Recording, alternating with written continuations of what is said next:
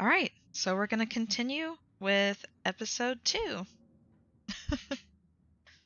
Hopefully people are back that wanted to see. And fingers crossed that OBS doesn't crash on us again.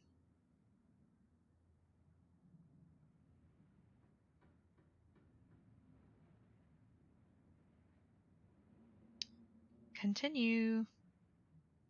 Here we go. Oh, I might need to move my camera up a bit. All right. I hope the sound is okay.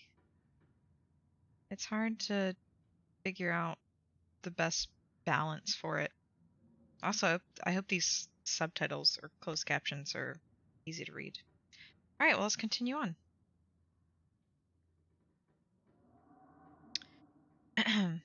Would you? Oh, here we go. A recap. This is new because I think when I played the first time, they didn't have a recap. So this is pretty nice. Yeah, here we go. Here's a recap.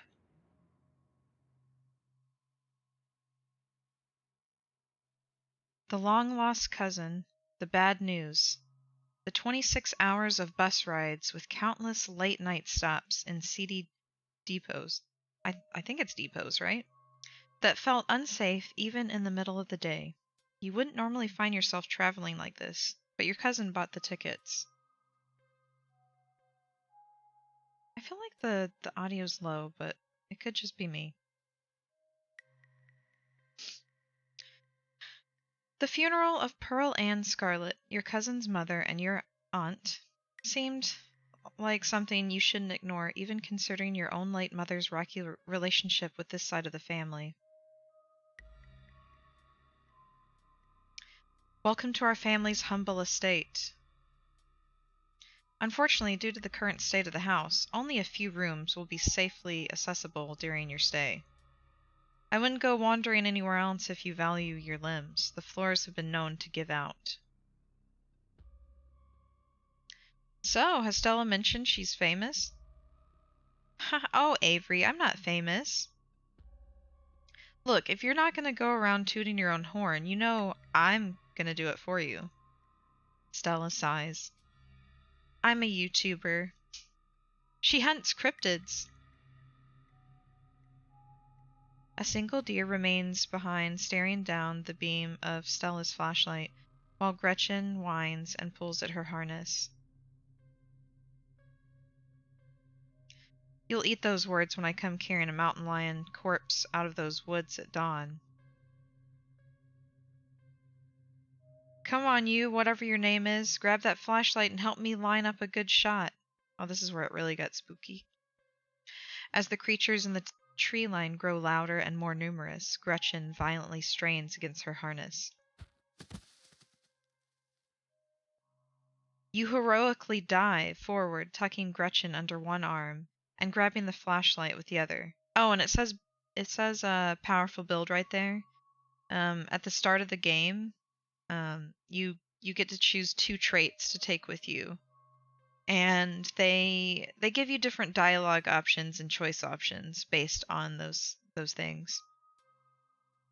So I chose, this time playing it, I chose powerful build and keen eye.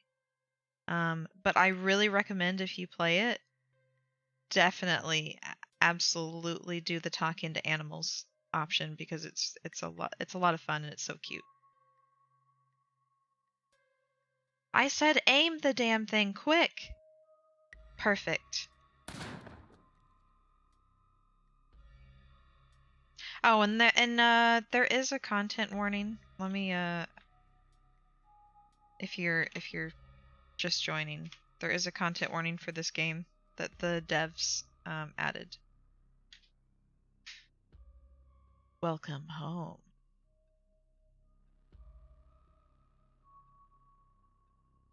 My grandmother called them ditchlings, and they are a terrible omen, a sign of great suffering and destruction to come. From the comfort of Stella's guest room, the events of the past evening seem like something that happened to someone else, though you can still clearly picture the terror you felt in those moments. For now, you're safe and you're warm.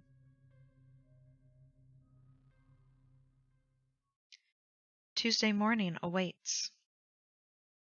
Let's wake up. Oh. You open your eyes. The sun has risen, the birds are singing. You are still alive, and for now, you are safe. Your gaze wanders across the unfamiliar room to the window and the woods beyond, and you wonder if the monsters are lurking just beyond the trees, ready to pounce as soon as you leave the comfort of your new friend's family home. You can't help but remember the sight of pale faces jeering at you from the trees, their calls echoing through the woods as you ran for your life. Oh, I thought there was an actual knock at the door. A knock at the front door. Your morbid thoughts are interrupted by a distinctly unhappy voice filtering through the house and past the closed door of your bedroom. Where the hell is Goldie? Yeah, I made my name Goldie in this one since I had already played as my actual name. Oh, hey Tabby, there's a fresh pot of coffee on the table if you want to come in. Ah, my nose is really itchy. It always gets itchy while streaming. No, I'm just here to check in on my cousin. Let's make this quick. I have a lot on my plate today. You're barely decent. It might be mildly scandalous if people saw you. Oh, wait, this is me. You're barely decent. It might be mildly scandalous if people saw you like this. At first I thought that was still Tabitha talking. Oh, okay, choices. Hey, some people are trying to sleep in here. Saunter out half-clothed, finish getting dressed, and calmly collect yourself. Quietly hide under your covers. I'll finish getting dressed, because, I should feel bad about not staying with my cousin. You calmly collect yourself while Tabitha fumes outside your door. Are you sure you don't want to visit for a bit? You don't have to run around being the big boss this week of all weeks. You should let yourself... I'm fine, thanks.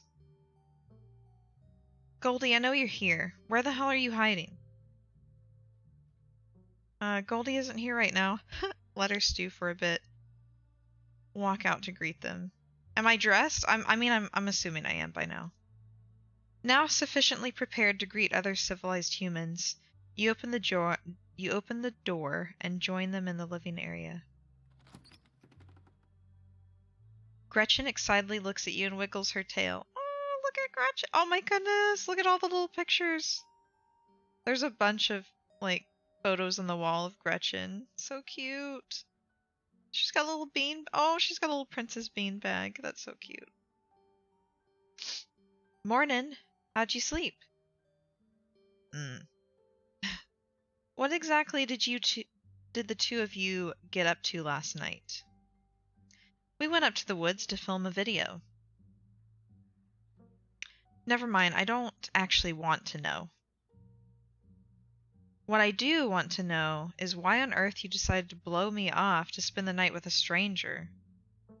I mean, she's not really a stranger anymore.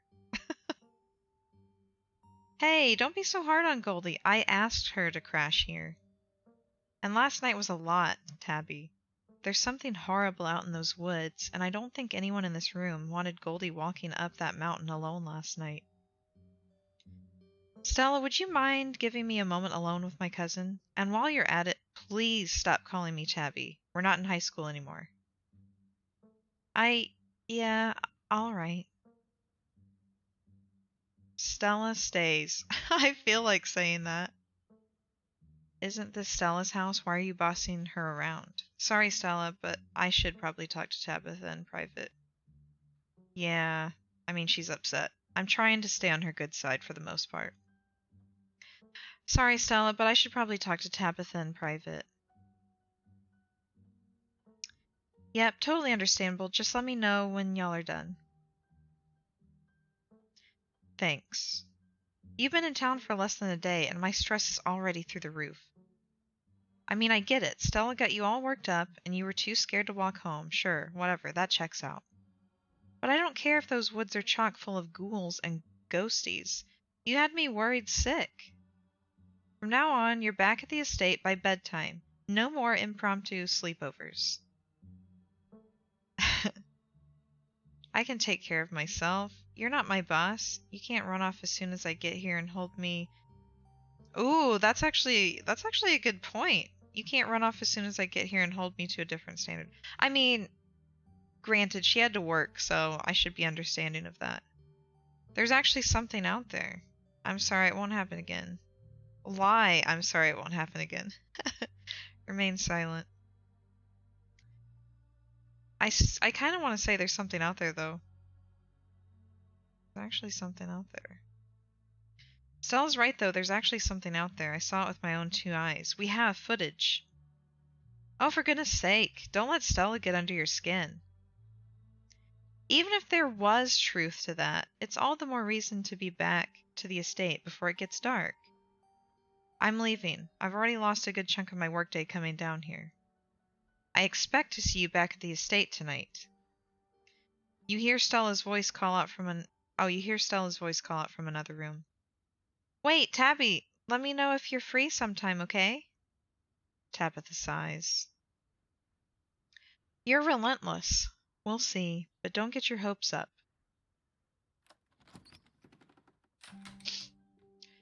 Hey, no need to catch me up. I was listening in from the other room. Sorry I let you get ambushed. Tabby showing up like that blindsided me. I'm happy I stayed here. I shouldn't have stayed here. I don't regret anything, but you're right, that sucked. I couldn't care less what Tabitha thinks. I'd rather just pretend nothing happened. Remain silent. I don't regret staying here, but you're right, that sucked. And it's not like I didn't let her know where I was. I think I need to turn the music up. It's a little low. Let me just... It could be a little louder. I think maybe that's good. Maybe right there. I think that's good. I gotta turn it down on my headset. Okay, let's return. Last night was a lot. I don't think anyone can blame you for crashing here. Tabby just doesn't get what we went through. Who would, honestly? And for the record, I'm happy you stayed too. Anyway, sorry for that rude awakening. I'd been up for a little while, but was hoping to let you get a little extra sleep.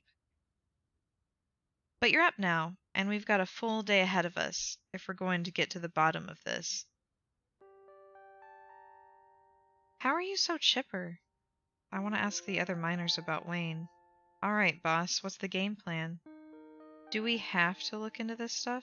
What if we just skip town and ride things out?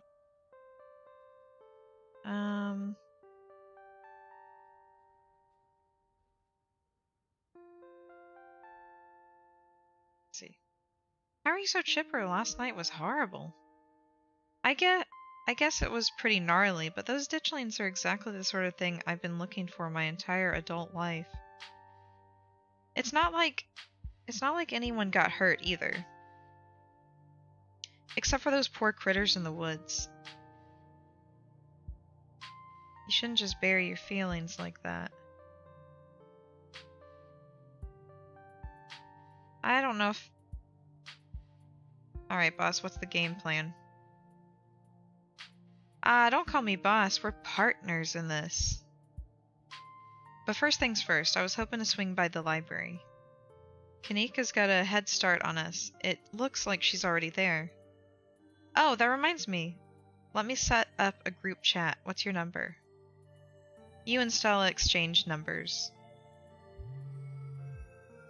A text message from Stella to you and Kanika. It reads, Group chat! Hopefully we can find out more about ditchlings from some of the older local books there. I've also got a couple of threads cooking on my cryptid forums, but who knows if that'll pan out. Anyways, daylight's burning, so let's roll out as soon as you finish getting dressed.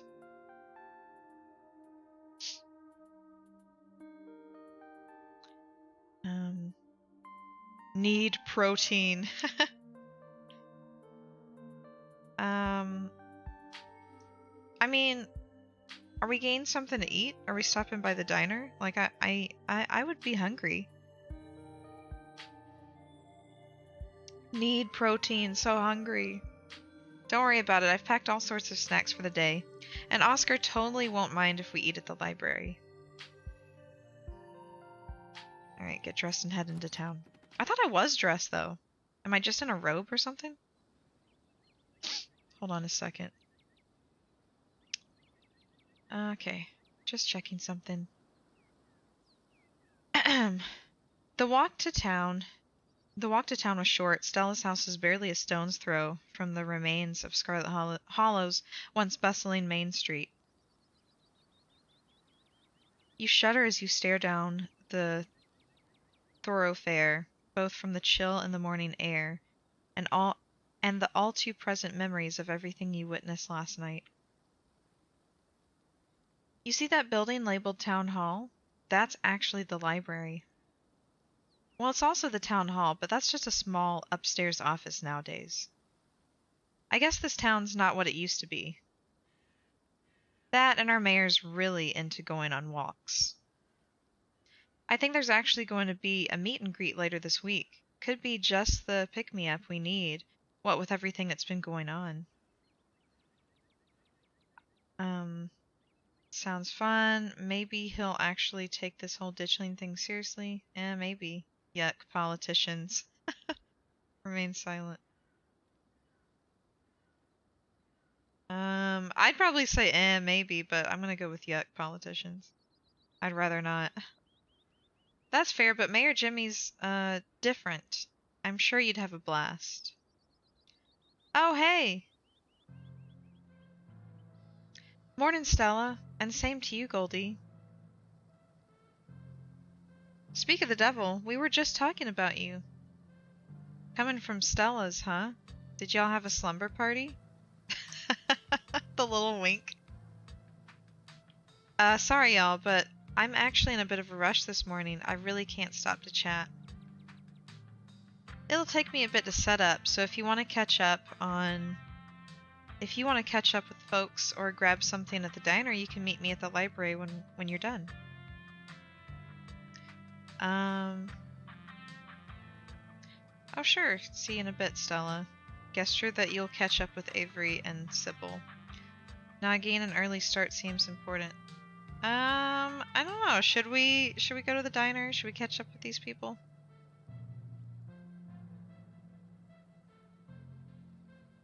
All right, let's just let's catch up with them. Oh, sure. See you in a bit, Stella. Cool. See you soon. Whoa, she always has time to chat. Is she feeling okay? Oh, Stella and Goldie just got up to a bit of trouble last night, that's all. Haha, they kind of smirked. You can't just drop something like that and leave me hanging. What happened, Goldie?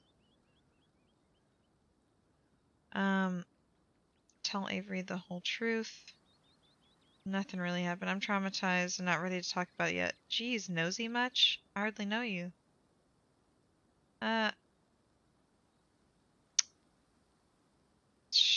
Well, you know what? Avery seems like a good person. We'll tell them.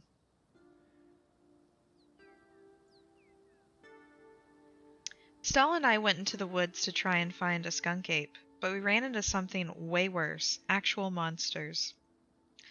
Sybil said that they're called ditchlings, but whatever they are, there are dozens of them and they're mutilating the local wildlife.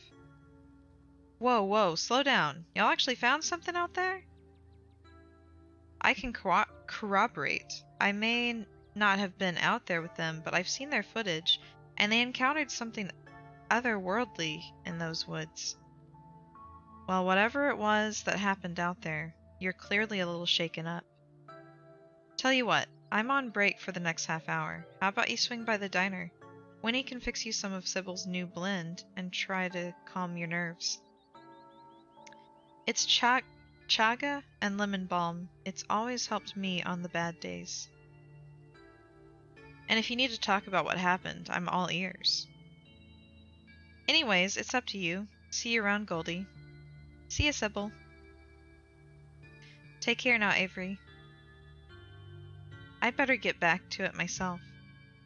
I'm glad I was able to catch you this morning, if only to see how you were holding up. Please don't hesitate to stop by if I can be of any help. Wait, did you know anything else about ditchlings? Why doesn't anyone in this town seem to know or care that the woods are full of monsters? What is wrong with people here? Wait, do you know anything else about ditchlings? I know you said you didn't know much beyond the stories, but... I'm afraid that's still true, but I'm sure that you and Stella have what it takes to get to the bottom of things. I'm so sorry to cut our conversation short, but I've got things that need tending to. Stay safe and God bless. Alright. Stella said you had some time to kill before she finished setting up. Let's, maybe we can go let's go by the diner and then the general store if we can do that. You head towards the diner. Oh, Sully! Thank you for the raid! Welcome in, raiders. Oh my goodness. Hey, Sully. Hey, Danger. Hi, Manjango. Hi, Moro. Hi, Chris. Welcome on in, everybody. Hi, Bexby. Hi, Mario. Thank you for the follow, Robbie. And for the follow, Jade. Oh yeah. Oh, you got to hear the Lord of the Rings music. Oh. Okay. The music makes me want to run to war. How are y'all all doing this Friday? Oh, nice. I'm glad y'all got to hear that. Because it sometimes it doesn't play that music. Sometimes it just plays the regular like follow alert sound, and I'm not really sure why. Working on it at the moment, 1 hour left. Oh, I hope that hour goes by quickly, VexV. Not bad. Looking forward to the weekend. I'm doing well, Chris. How are you doing? I mean, you just said. You just said not bad. Sorry. Just yeah, just pretend that didn't happen.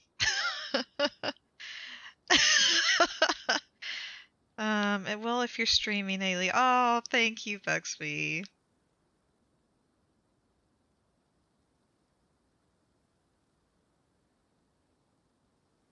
All right.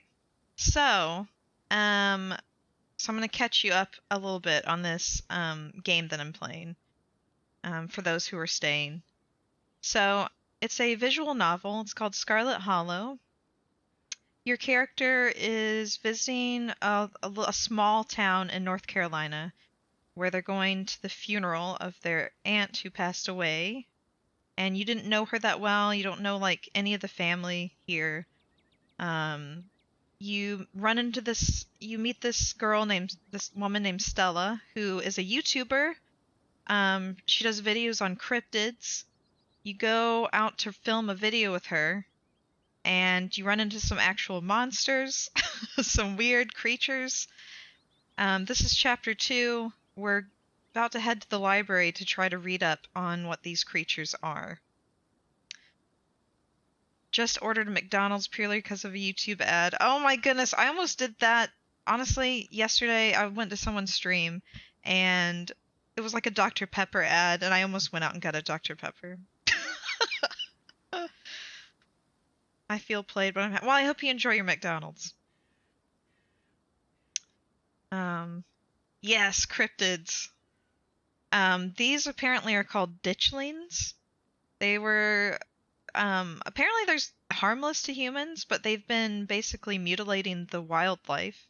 And also, there is a content warning that the devs have for this game. But yeah, so right now Stella's setting up at the library, and we're gonna stop by the diner and chat with somebody who works there, a person named Avery, and catch up with them. And yeah, so that's where we are now.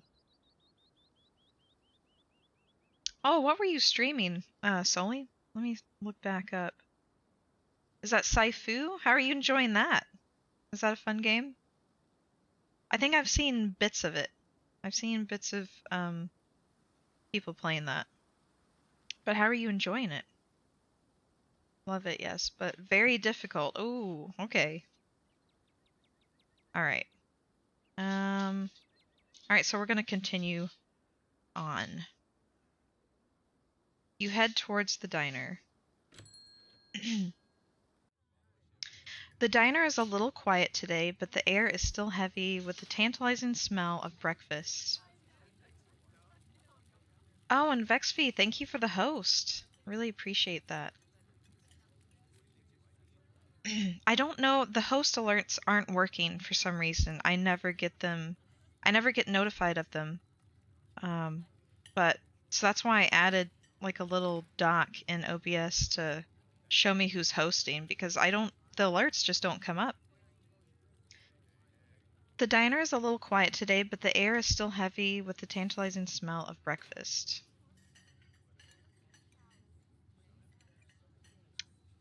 Host alerts have been buggy for ages. I think it's Twitch. Oh, that's a shame. Also, I started. You have the milk that is taken from cows in the south and taken from cows in the north, put together in the same factory, and then it is mixed together with whiskey, and it comes out as milk. That's the first time anyone's played that one. Oh, and Spooky Jonathan, thank you for the host as well. I saw on Twitter that Twitch doesn't alert you for hosts anymore. Oh! So, I did see one post on Twitter mentioning that the alerts still work if you have the TTS on. Like, it'll read it out to you. But I don't know. I haven't tried that. I didn't bother like turning that on. Okay, how do you do that? I've been trying to get something like that for months. Oh, you mean the like showing you the hosts, showing who hosts you? Let me see. I'm kind of scared to open any other windows because earlier I like at the start of the stream, I had a browser window open and I closed it and then just OBS crashed. And I have OBS updated to the newest one, and I've heard it's been having issues, so I'm hoping that it's going to be okay. But I will message you. I'll DM you the YouTube video that I use that shows you all about the docs. Because now I've got everything all in OBS, and it's very nice to have it all in one place. But yeah, so I'll message you the link. All right, where were we? Okay. Warn the patrons of the danger. No, I'm not gonna freak out this small town. Talk to Avery. I'm not gonna scare anybody. All right. Oh, no problem. No problem at all. You slide into the booth across from Avery. And for some reason, I have to have the mouse on the stream because it's not showing up on my screen. I can only see the mouse in OBS. So I'm sorry about the mouse situation if it's like annoying. Hey there, stranger. Before you exchange words, Winnie sidles up, a fresh mug of tea in hand. Heard you might need this. And also let me know if the music is too loud, because it can get loud sometimes. Warn the patrons of danger. Nice. The answer to 29 down is oink, by the way. What? But the clue is pin sound. How is that a sound a pin makes? Wait, pin like pig pen? Are you kidding me? How was I supposed to guess that? I don't know why you even bother with those things. They're just gonna frustrate you. It's just something to do to fill the time. But maybe I should switch to Sudoku. I hope I pronounced that right.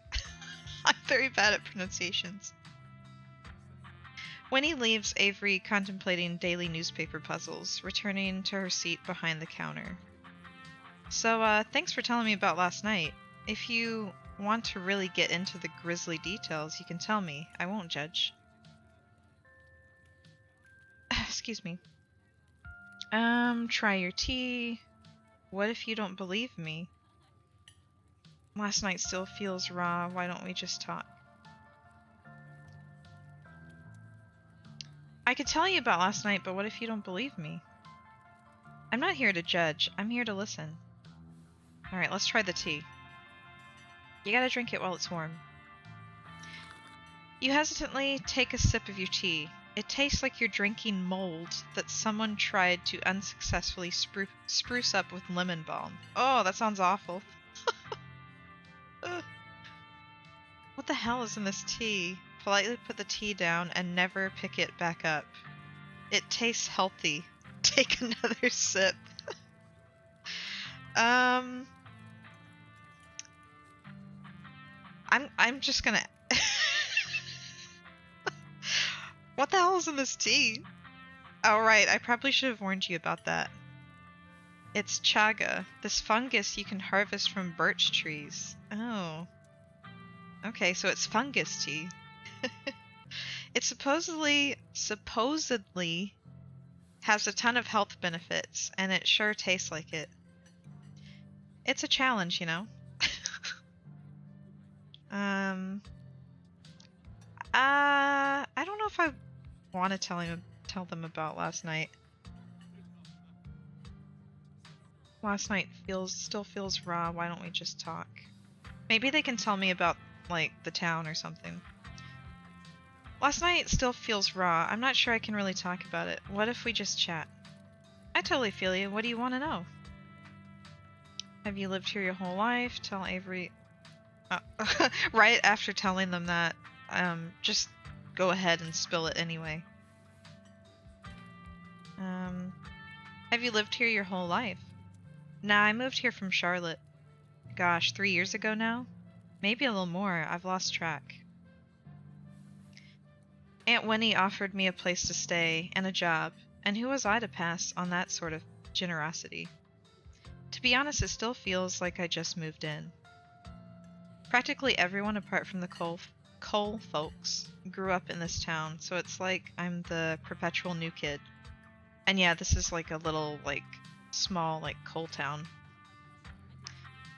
In fact, your cousin runs the coal mine. Don't get me wrong, folks here are pretty polite and friendly, but there's a shared history I'll never be a part of. Why'd you leave Charlotte? Keenite, maybe you're more at home here than you think? Stella really talked up your party yesterday. I don't think she'd have done that if she didn't think you were really part of the town. It could be that you're gain in your head about fitting in. Hey, thanks. I hadn't actually thought about it like that. Let's see, do you regret...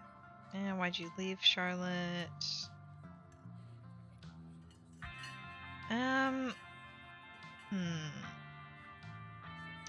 Why'd you leave Charlotte, if you don't mind me asking?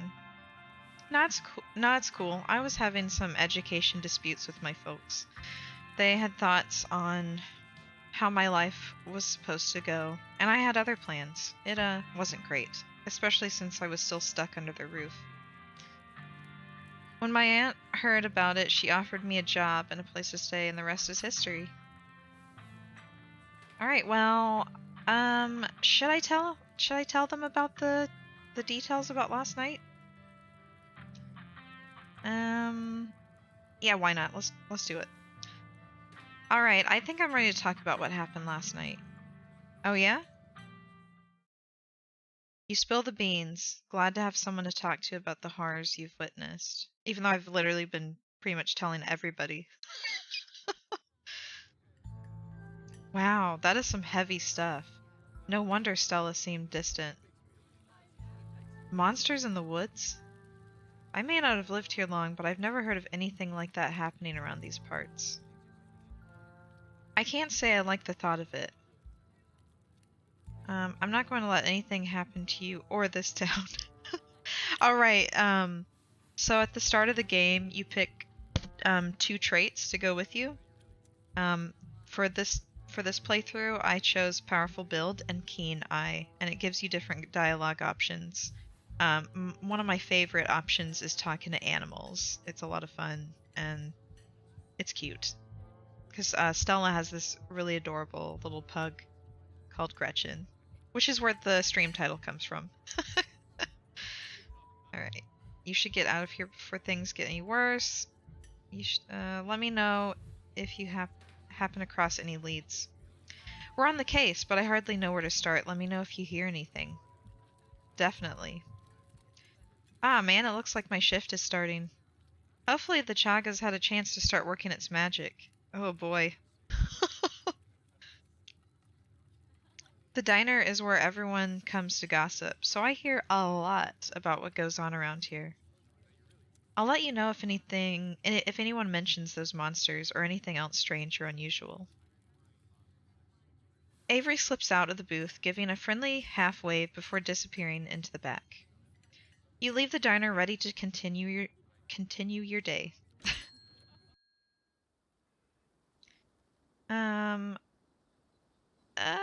Yeah, let's go by the general store. Well, I don't know. I think we'll go ahead and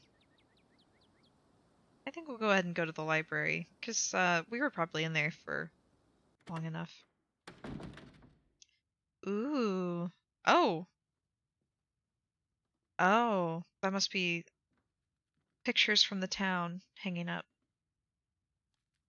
Oh, I see Stella and Kanika and Gretchen. You enter the former town hall. What once must have been a stately foyer has since been converted into rows of shelves. Meeting rooms and offices long ago gave way to assorted reference collections and reading areas. Oh, hey, you made it! Settle in with Stella and Kanika. Shush Stella and point at all the books before heading over to her table. Like, this is a library. Shh. You head over to Stella and Kanika's table and settle in. Glad you found the place. Oh, look at Gretchen. Hey, Goldie, you look tired. It was hard to fall asleep last night, all things considered. I'll sleep when I'm dead. I'm pretty amped up, actually. I've never done a Scooby-Doo before. Kanika, you can't just tell someone they look tired.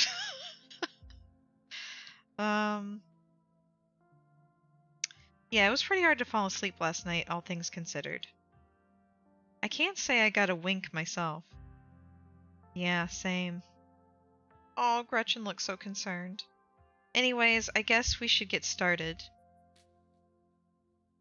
Hey there, strangers. And literal stranger?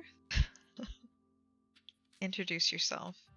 Hey, I'm Goldie, Tabitha's cousin. I'm in town for the funeral. Oh, I should have known you were a Scarlet. You look so much like Vivian. Not that I knew her very well. I was still a little kid when she left. But that Scarlet resemblance, it's, strong. I'm Oscar Gutierrez, chief librarian. And only librarian. I probably got the name pronounced wrong. So, apologies. Oscar's amazing. He practically built this library from scratch. Yeah, I'm a little jealous of what the kids around here get to grow up with. They don't know how good they have it. Back when I was in elementary school, all the library had was a couple of shelves of boring books donated by old people. Y'all are too kind, but speaking of kids, have either of you seen Rosalina around town? I don't want to be a helicopter dad, but she hasn't been answering my texts, and I wanted to make sure she hasn't gained into trouble out there. You know the crowd she hangs around with. They're good kids at heart. I'm sure they're just up at the old Maxwell place doing teen stuff. I went up there plenty of times in my day, but I'll be sure to keep my eyes peeled. What's the old Maxwell place? I don't like the thought of teens getting up to mischief with all the ditchlings in the woods. I'm sure she's fine. I don't know how much he knows, so I'm gonna ask about the Maxwell place. What's the old Maxwell place? It's this great old abandoned spot. We used to hang out there when we were teens. I can't believe I used to be so reckless. The floors there were like Swiss cheese. I should really have a talk with Rosalina when she gets home. I'm sure she's fine. I don't want to worry him, but especially since Sybil mentioned that the ditchlings were harmless to people, so I'm sure she's fine. You might not want to let her run off like that anymore, though. It's not as safe as it usually is around here. Is that so? Kanika's right. There's some weird stuff going on out in the woods. That's actually why we came in today. Have you ever heard of creatures called ditchlings? They're a type of cryptid that shows up around places on the brink of disaster. They kind of look like if the Pillsbury Doughboy was a creepypasta. I was just laughing at the description. Kanika's mom told us about them last night after seeing some footage we got in the woods. Ditchlings? Doesn't ring a bell. Dang, worth a shot. Okay, if you were, say, trying to predict a horrible disaster that might befall our town, where would you start looking? Well, they say history repeats itself, so I'd probably try and figure out what sort of disasters this region typically falls prey to. Should I be worried about something? I don't know yet. I'll be right back. Gonna go nab some more books. Behave while I'm gone, Gretchen. You don't have to worry about her, Stella. You're such a good dog, aren't you, Gretchen? Here, have a biscuit, old gal. Oh. Gretchen inhales the soft biscuit, drool leaking from her toothless mouth as she swallows it whole. So cute. I remember there was a button that said I could press so you could see the picture, but like without the text at the bottom, but I don't want to like mess anything up. I'm pretty sure Stella is barking up the wrong tree, Oscar. I don't think you have to worry about any horrible calamity befalling the town. But she's right about the weird stuff. There's definitely something unusual going on out in those woods. I don't believe in the supernatural stuff at the woods aren't safe. It's nothing that we can't get to the bottom of. Whatever's out there in the woods has been brutalizing the local wildlife. Get out while you still can. I don't believe in this supernatural stuff, but the woods aren't safe. I'm gonna try calling Rosalina again. I'm sure she's fine, really. Rosalina's a smart kid. She knows better than to go around getting into trouble, and we'll make sure to keep our eyes peeled.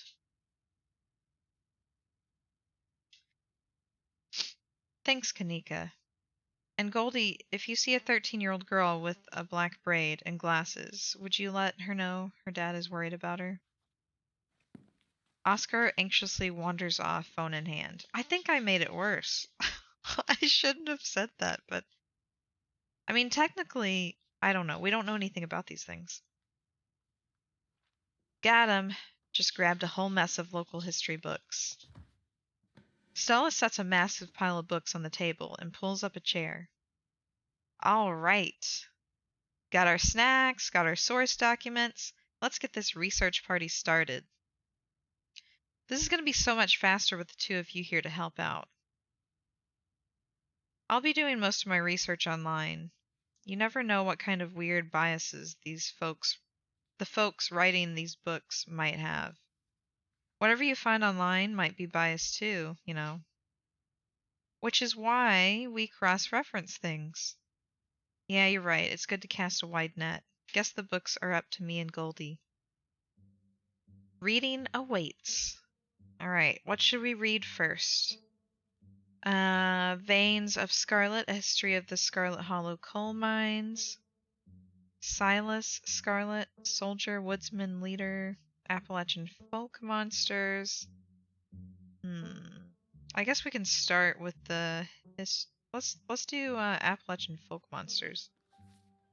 A few entries catch your eye. Wampus Cat. Well, let's just start with that one. Often linked to the Cherokee legends, some cite the Wampus Cat as originating with the story of a woman who sought vengeance against a monstrous cat demon for driving her husband mad.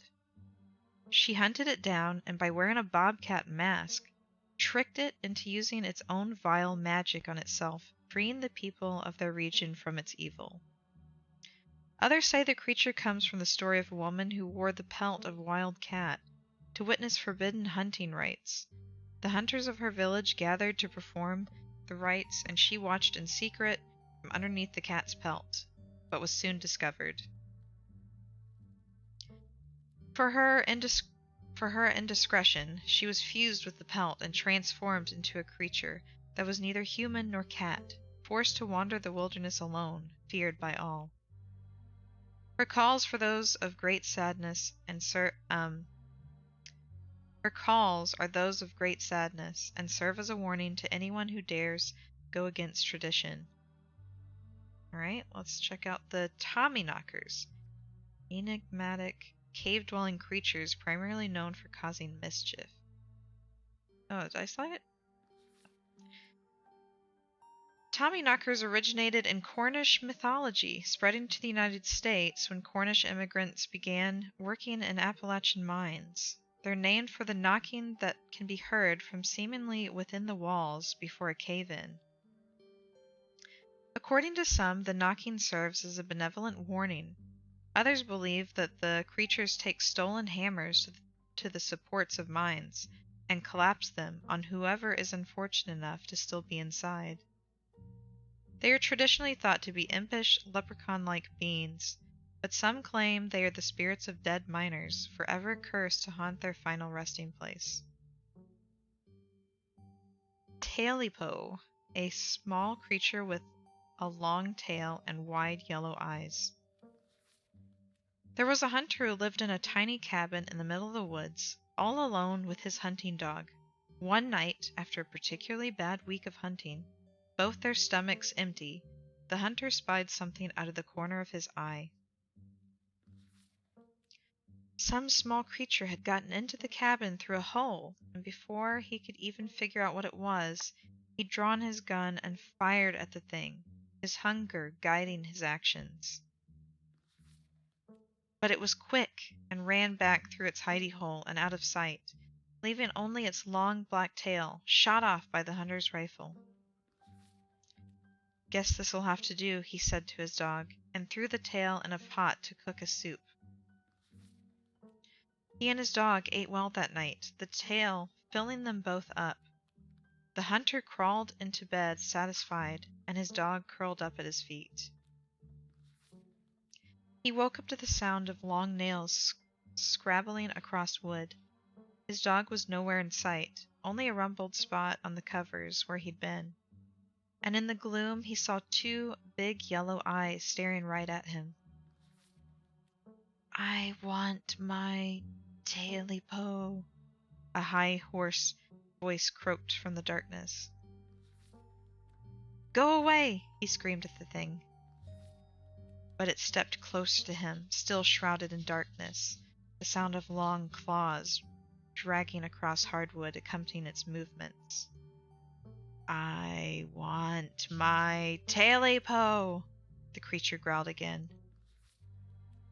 "I'll get my dog after you," the hunter squeaked, his voice catching in his throat with fear, but there was no dog to be seen. "I want my Tailipo." Before the hunter could so much as scream, the creature leapt from the darkness, long claws stretched out towards the hunter.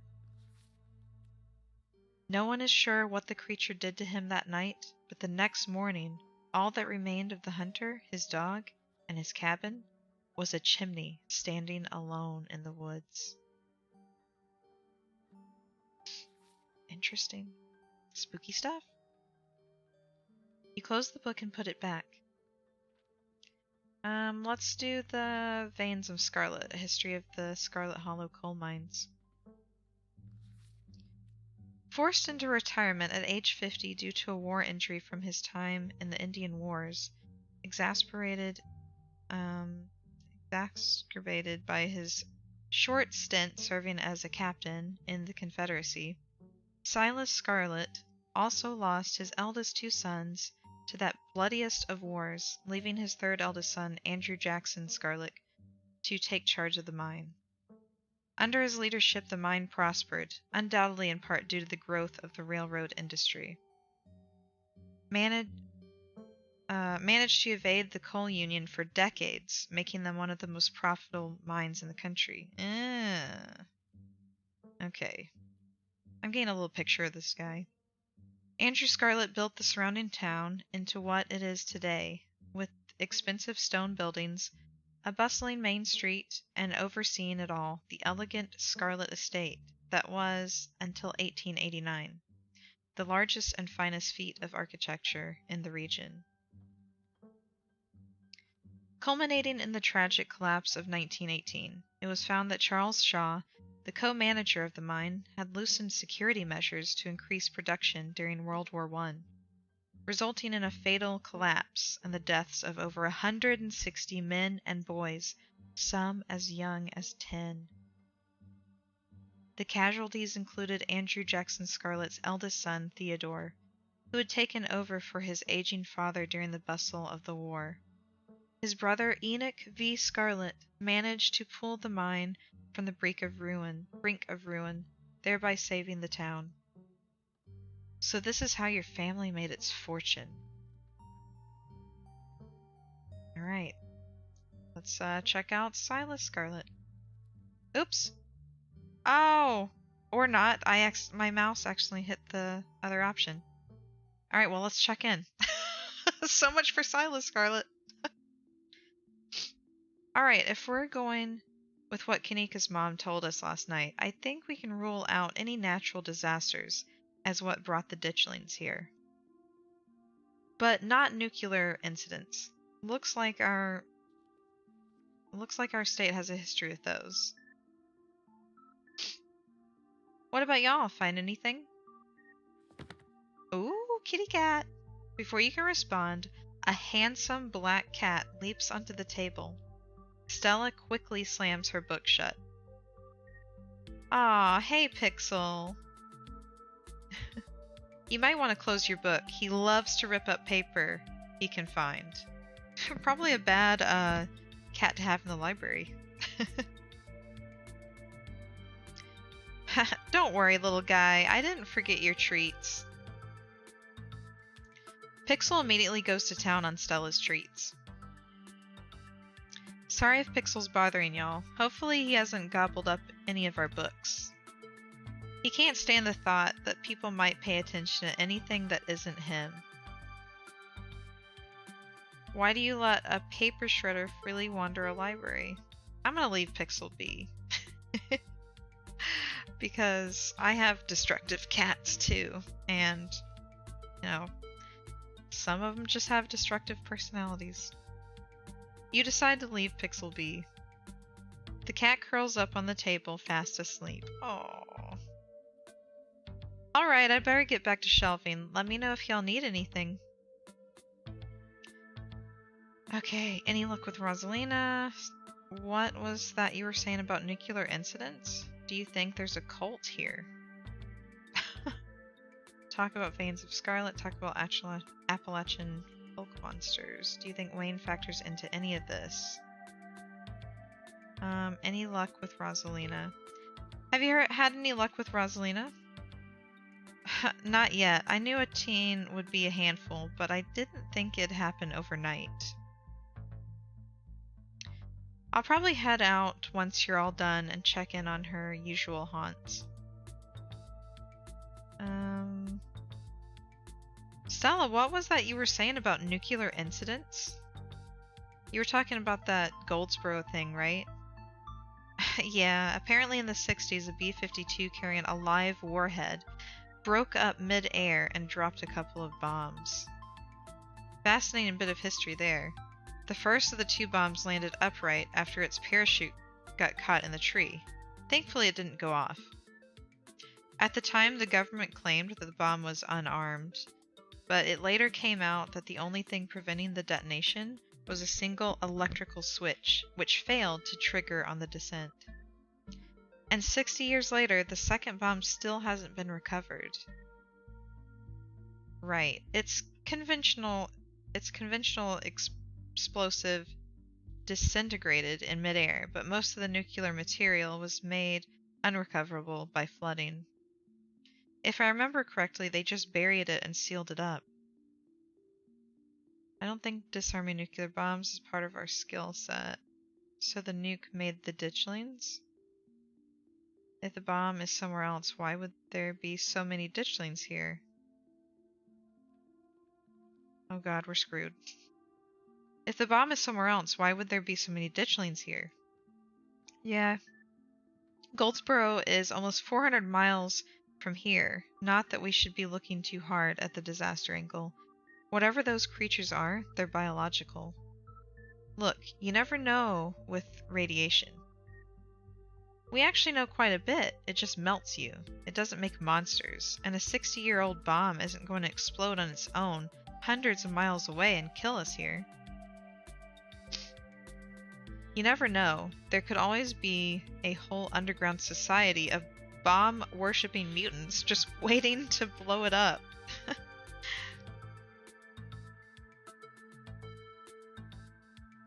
I've missed this.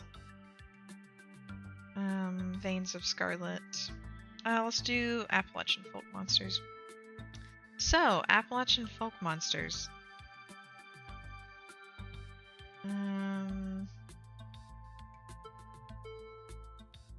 Do you think Wayne is a Tommyknocker? I think we should bring up the...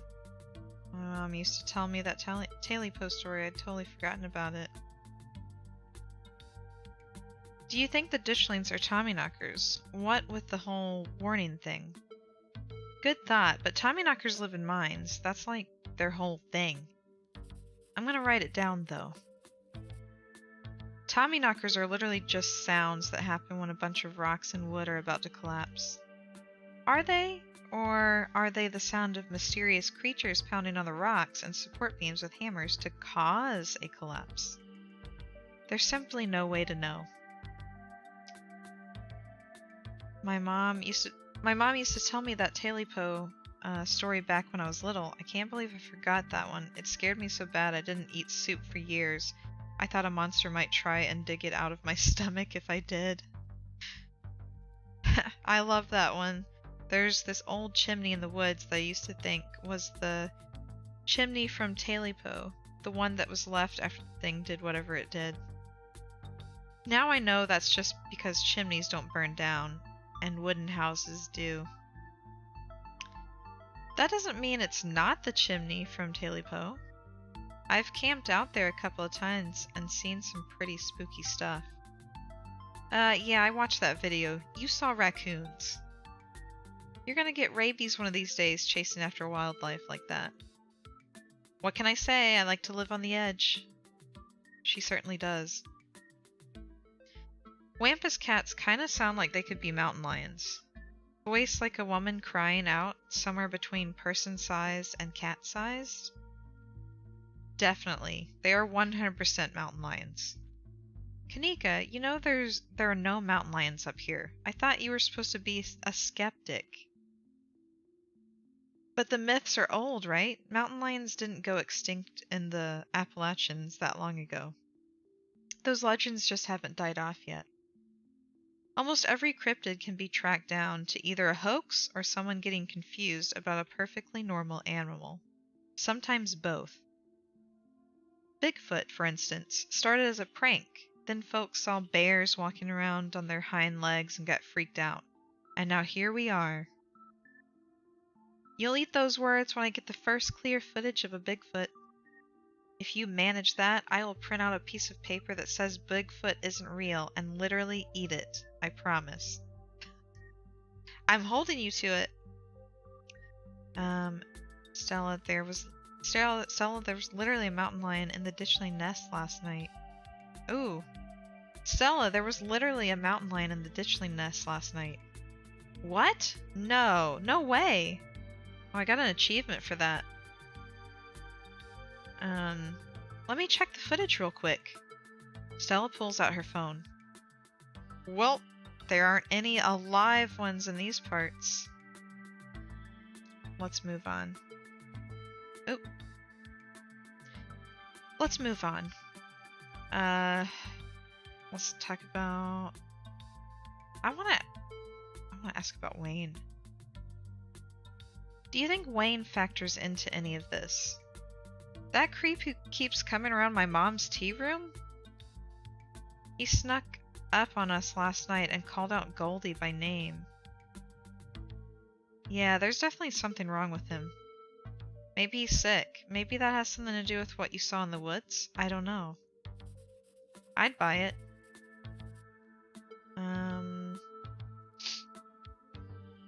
So about the coal mines here. Kanika visibly shudders. I get cold sweats just thinking about being in a place like that. I feel for the guys who work up there. I could never.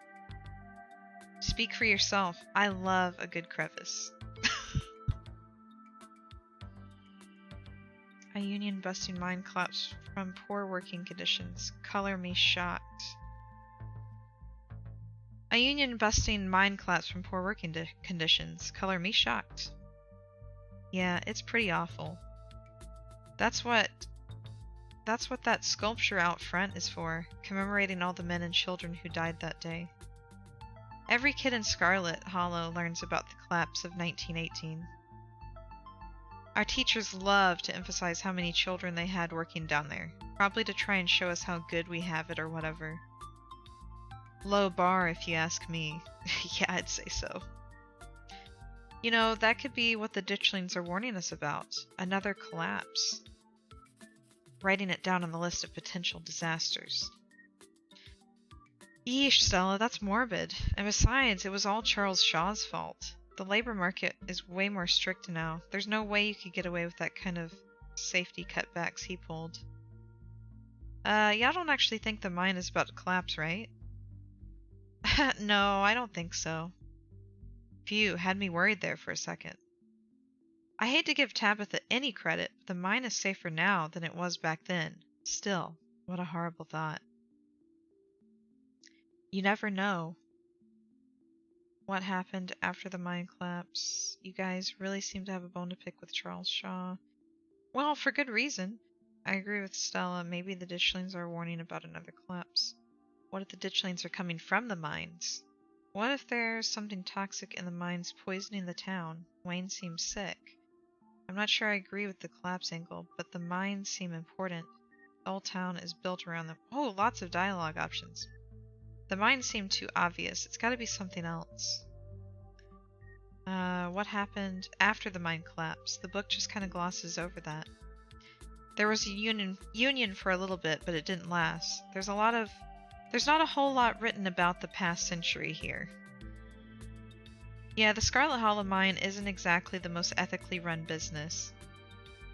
No offense or anything, I'm sure Tabby runs the mines better than Charles Shaw did.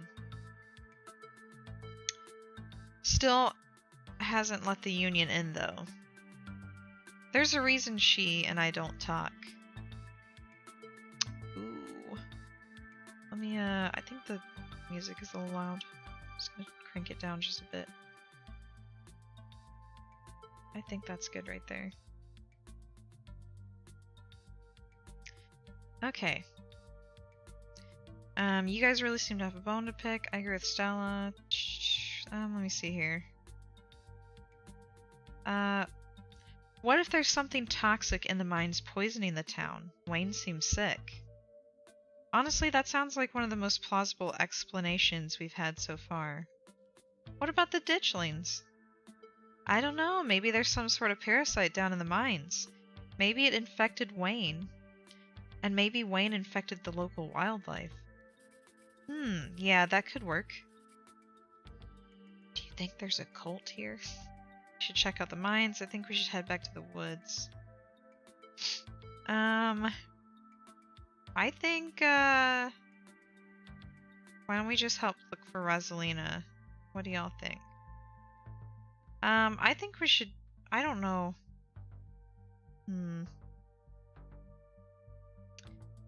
We should check out the mines. Between Wayne and the old collapse, it seems like the smartest place to start. Good idea. There's an awful lot of mine-related stuff in my notes. We can poke around, find out if anyone's seen anything weird. Just to clarify, you two are suggesting we go to question some of the miners, right? We are not poking around unprepared in the actual mines, right? Right? Yeah, totally, 100%. I would never. We don't even have a good reason to go down there. Good, let's keep it that way. You know how I feel about mines. I promise, Neeks, we're just going to question some of the miners. And if that questioning gives us a good reason to poke around, say a cool, abandoned coal mine, then we'll cross that bridge when we come to it. You can cross that bridge when we come to it. I am not going underground. I'm just messing with you. We'll stick to the surface. Yeah, and hopefully we can find out what's wrong with Wayne while we're at it. Maybe Tabitha can help us out. Hopefully this will mean I get a chance to get to know Tabitha a little bit better. I'm sure Tabitha's gonna love that we're snooping around. Alright, but let's try and stay under the radar. Ooh.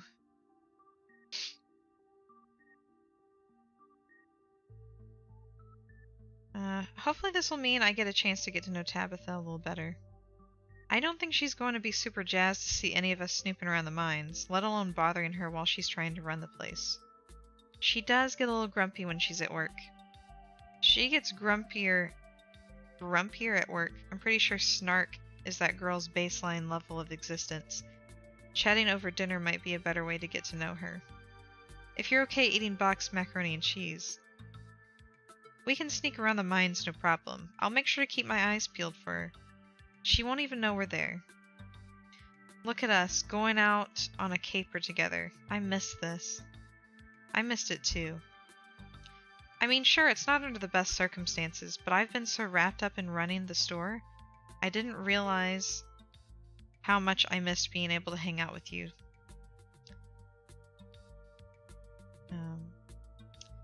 Though there is something missing. Reese. I really miss that dude. Can't believe how long it's been since we've seen each other. Have you seen him lately? Nope, I've tried to plan stuff, but he's been too sick. Oh, hi Shannon, welcome in. How are you doing this fine Friday? I didn't realize it was getting so bad, that poor guy. You know, we could just pop over and surprise him. He seemed excited to meet Goldie. Maybe we'll finally get him to leave his little cave. Hell yeah, let's do it. Alright, let's roll out. See ya, Oscar. We'll let you know if we run into Rosalina. Thanks, guys. I'll keep y'all posted. I'm okay, my love. Just decided to take a wee break from binging Love is Blind to pop in and say hi. Oh, nice. Love is Blind. I feel like I've heard of that, but I haven't seen any of it. How's your day going? Is it a happy Friday? It's going well. I did have some insomnia last night, so surprisingly, after only getting a few hours of sleep, I'm actually doing pretty well. Shockingly. Yeah. It's trash TV reality dating show. Oh, okay. Oh, yeah, yeah. I love some trash TV now and then.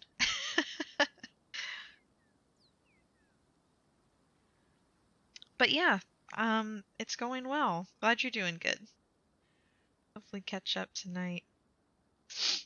Yeah. Yeah, hopefully. I'm probably gonna crash after the stream. Reese's home stands at the edge of the forest wall, an isolated buffer cushioning the rest of the town from an unending wilderness. That looks like a huge house. Some big homes here in North Carolina. How's your spooky game going? It's going well. We haven't had anything too spooky again yet. Um, we're we went to the library to read up on the little monsters that are in the woods, and we're not really finding a lot, so I think the plan is to go to the mines and question the miners. Yeah, yet. Exactly. So we're gonna go question the miners, see if they can give us any intel on anything weird that they see going on. And right now we're on the way to Stella and Kanika's friend Reese's house, and we're gonna see if he'll go with us, I guess. Reese, it's Stella. I brought some buddies too. Shh, not so loud. He's still sleeping. Can I help you with something? The woman in the doorway stares directly into your eyes. You can practically feel her simmering irritation washing over you. Yeah, safety in numbers, exactly. Hi, Dr. Kelly. We were wondering if it would be okay if Reese could come hang out. Nothing strenuous, we promise. I'm not going to wake him up. If he's sleeping, he probably needs it. Whatever you two have planned is probably beyond what he can manage right now. Anyways. Oh no, poor Reese. It's just been so long since either of us have gotten the chance to hang out with him. I'm sure he and Goldie would go along super well, too. Hi, I'm Goldie, Vivian's kid. Vivian's kid? Stella. If Reese is that sick, we shouldn't be dragging him along on adventures. Yeah, nothing strenuous here at all. Hi, I'm Goldie. Vivian's kid? I know who you are. Okay. The way she avoids looking at you as she speaks makes you feel like you've done something wrong, even though you're pretty sure you've done nothing at all. Reese's mom turns back to the house, sighing. Ooh, yikes. Some bad blood here. Sorry, I know that was a little rude. You just want to hang out with Reese, and he misses both of you too. Yeah, sassy mom. She sighs again, as if deciding whether to finish her thought. He's usually feeling his best around mid-afternoon. Why don't you come over tomorrow? We can have some supper and y'all can hang out for a bit. I don't promise that he'll be perky, but I'm sure it'll brighten his spirits to see you two again. And I suppose you can come too, Goldie. Wow, I'm getting a lot of hostility here. Our character's mom left with us when we were little, I think. And apparently, not a lot of people from this town like her mom that much. And something apparently happened, and it's caused a rift. That would be great. I can bring a side dish. Maybe deviled eggs? Does he still eat those? No, eggs are a little much for him. They don't settle well. You can leave the cooking to me. I know what he can handle. Okay, I'll bring soda then. That's not... Okay, yes, fine, you can bring soda. Nothing with caffeine. Ginger ale, preferably. Oh, and leave the dog at home. Oh. She might cheer him up. You know they have those therapy dogs in the hospital. No dogs. Thanks so much, Dr. Kelly. We'll stop bothering you now. See you later. I suppose kids, there's their own person, but yeah, right. I think Reese is supposed to be really ill or something. But yeah, really sad about not taking Gretchen. Little Gretchen. Dr. Kelly nods in acknowledgement and quickly shuts the door. The sound of several locks clicking into place can be heard from within. Dang, what is going on? I'm more curious about this house than I am about the little monsters now. God, that one makes me so nervous. I remember she used to be so nice and carefree when we were kids. She always had the best stickers when we had to get our shots. Oh, so she's like the local doctor, like in town. I mean, they were calling her Dr. Kelly. Maybe she's just stressed about Reese. Or maybe she's just nice to kids. Oh, she's like she must be a pediatrician. Yeah, is she locking something out or locking something in? Yeah, exactly. What in the world is going on in there? Either way, I guess it's just the three of us. You gonna drive? Yeah, sorry, I don't like the thought of going up there without the van. Cool. I'll take my shortcut then. It shouldn't take long for me to get there. You're welcome to tag along, Goldie. Don't worry, I won't be offended if you'd rather ride with Kanika. I'm sure you're probably sick of the woods. Either way works for me. Uh, Ride with Kanika. Let's walk with Stella, because I actually rode with Kanika my first playthrough. I'll walk with Stella. We'll meet you there. Maybe we'll see something in the woods. Dang, she doesn't even have Gretchen on a leash. The woods are calm and serene compared to last night, though you can't help but get the feeling that danger lurks just beyond the trees. Hey, thanks for coming along with us. With Gretchen and me, I mean. I had a lot of fun hanging out with you last night, but it was also kind of an objectively horrible experience. I was a little worried you'd bolt first thing in the morning. I guess it's hard not to feel a connection after going through something like that together. Are you hitting on me? I feel it too. That's cheesy, I would never. Yeah, we just met, but I already feel like we're such good friends. Don't get too attached, I'm just here for the mystery. I feel it too. Oh yeah? I'm glad you feel the same way. The conversation comes to a dramatic halt, with you, Stella, and Gretchen all whirling around to face the source of the sound. Ooh. Whoa, calm down, girl. It's just a bird. Hopefully it's not a bird with like a growth. I know, very different. Like it could go so many different ways. I just felt this was the like I think they did mention the devs said that there's relationship options in the game. Um and I like Stella, so why not? Whoa, calm down. Oh, I just read that. The same probably goes for the two of us. I guess we're all a little on edge. Very pretty picture. Let's hurry to the mine. It shouldn't be much further.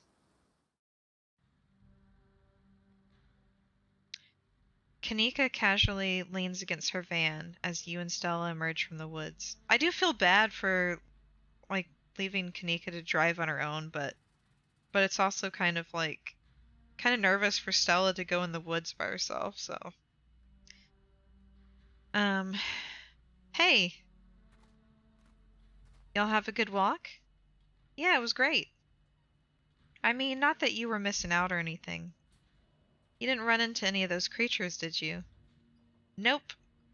That makes sense. They're probably nocturnal. I don't know if I should feel relieved or disappointed. But we're all here. What's the plan? Car feels much safer than walking the woods alone.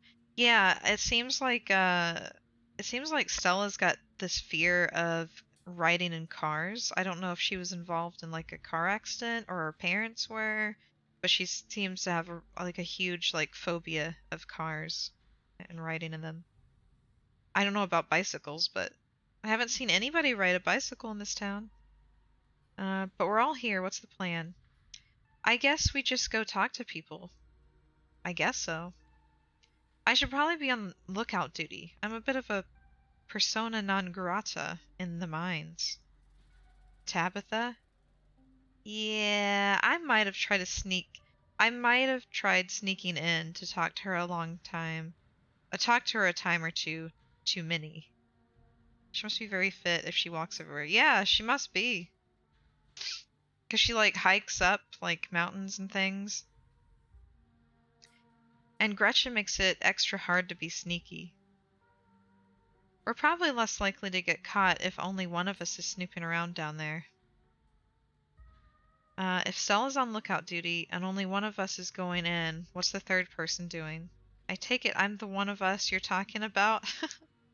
I'm sure I'll fit right in with a bunch of burly coal miners. Oh, I kind of want to do that option. Because I'm supposed to be powerful, like strong. Let me see. I'm sure I'll fit right in with a bunch of burly coal miners. You're gonna do great. So, the plan. You know those cheesy old rom-coms where somebody wears an earpiece on their first date? Whoa, do you have some kind of surveillance setup in the back of your van that I didn't know about? What? No. I have a pair of earbuds with a really good mic. We can just do a group call. Kanika hands you a pair of earbuds. We can feed you questions if you get stuck, and Stella can give you a heads up if Tabitha's headed your way. Dang, I've missed doing this sort of thing with you. You're so thorough. Ah, thanks. I do my best. I guess we should part ways and start the call, yeah? Stella and Kanika break off, leaving you alone at the entrance to the mines. Your phone buzzes. Hey, can you hear us? Try saying something. Something. That's probably what I would say. Won't people notice that I've got earbuds on? Won't people notice that I've got earbuds on? People these days have all kinds of things in their ears. It's called multitasking. You'll be fine. Nothing to do now but enter the work site. Alright, here we go. You pass through the unlocked fence and enter the property of the Scarlet Hollow Mine. You pass. Oh, okay. I'm in. Approach the nearest group of miners. I'm in. Alright, Morpheus. Good to know. I just had to do that. Approach the nearest group of miners. Go straight to the main office to find your cousin. No, I don't want to do that. I want to be sneaky. You approach the nearest group of miners, a blonde woman, a broad-shouldered man, and an old-timer. Their uniforms identify them as Harrison, Davis, and Zax. You got a reason to be bothering us? Hey, I'm not gonna say I'm Tabitha's cousin, like the boss's cousin. Definitely not gonna open with that.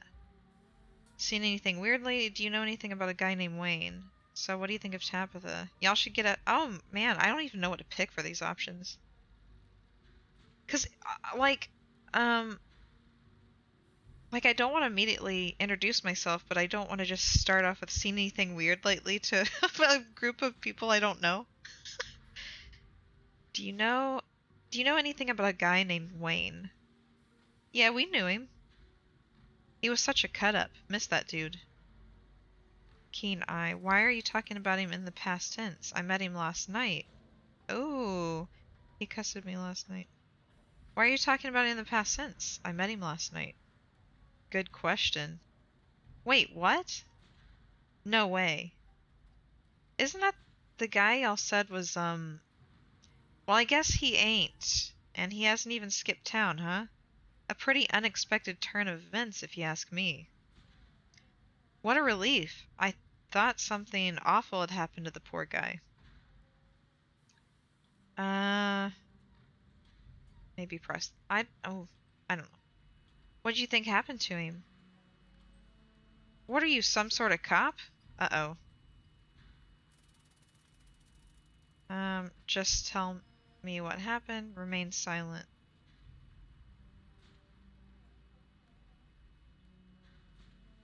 I don't know if they'll believe me, though. but I'm gonna go for it. Yeah, I'm a cop, and I'm looking into whatever happened to Wayne. Yeah, I don't like the smell of this one bit. I know bait when I see it. Let's get out of here. Oh man, our shift's about to start anyways. Sorry. Well, didn't get much from that interaction. The miners pack up their things and leave. Maybe it was just me, but they seem to think Wayne was dead, right? It wasn't just you.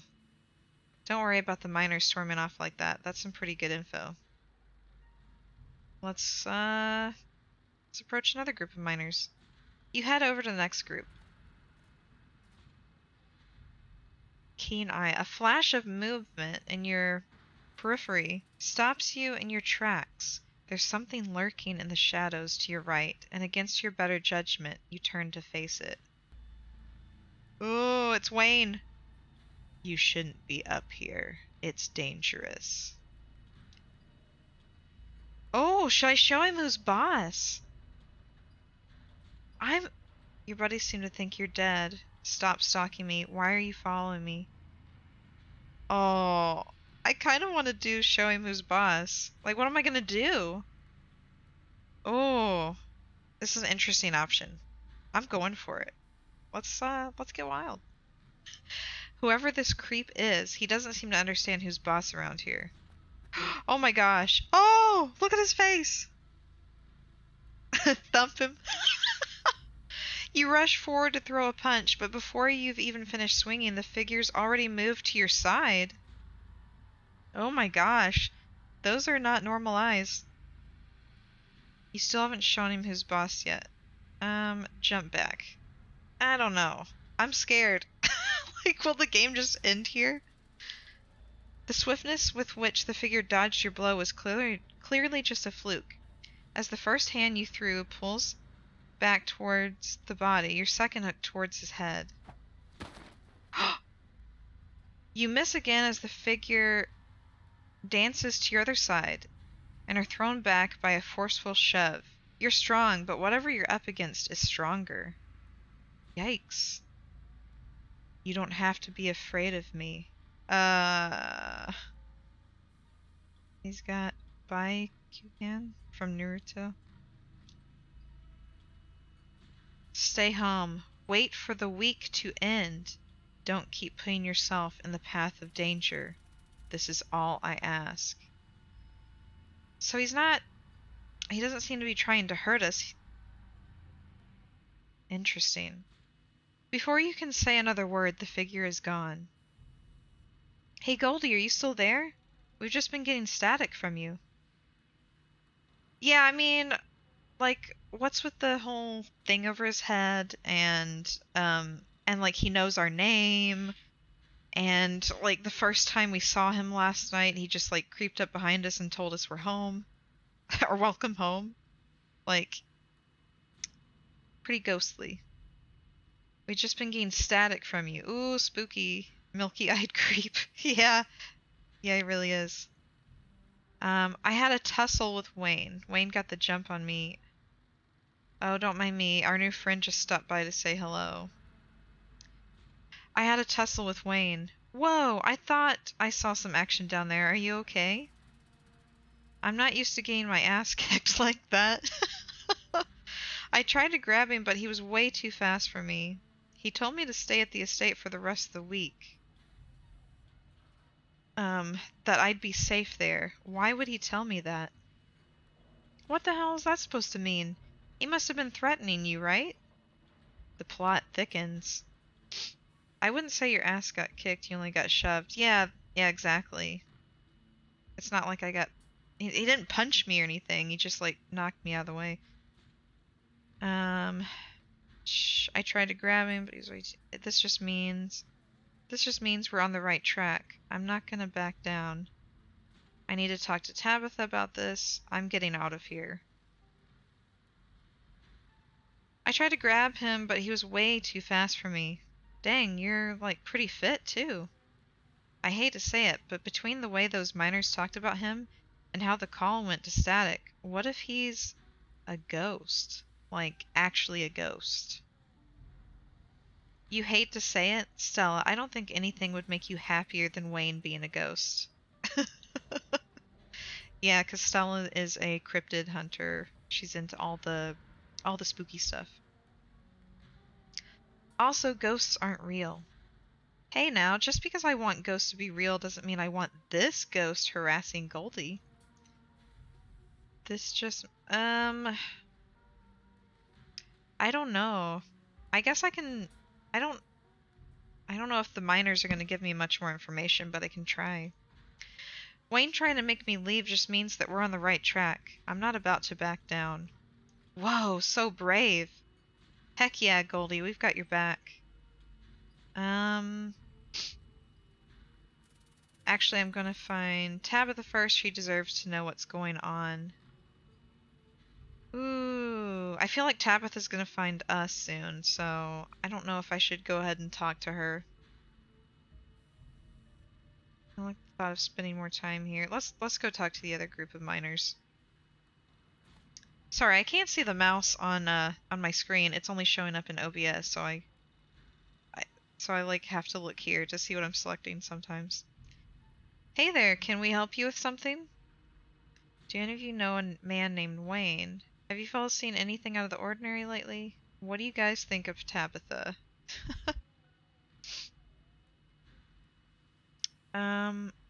Do any of you know a man named Wayne? Yeah, I can't see the mouse. Like, y'all are seeing it, but I have to look on OBS because it's not showing up on the monitor for some reason. Um, Wayne? Do you mean Sam Wayne?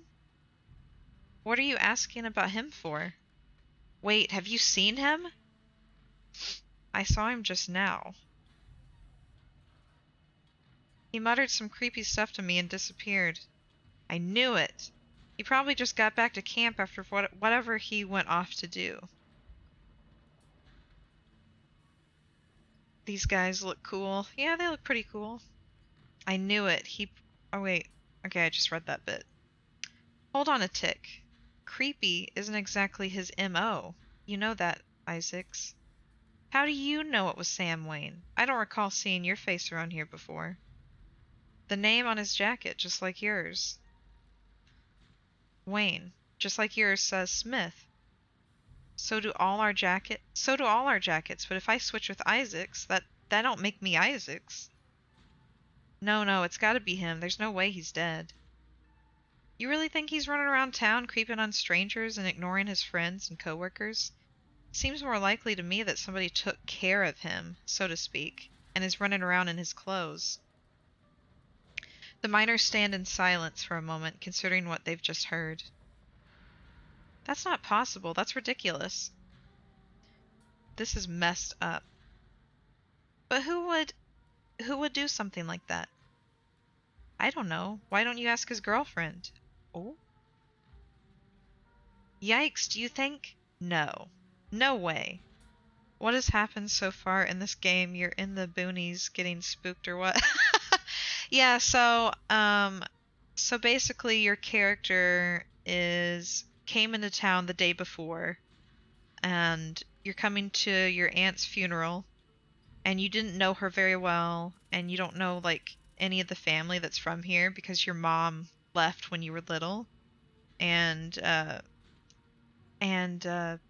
yeah, so you meet this girl named Stella who's a YouTuber.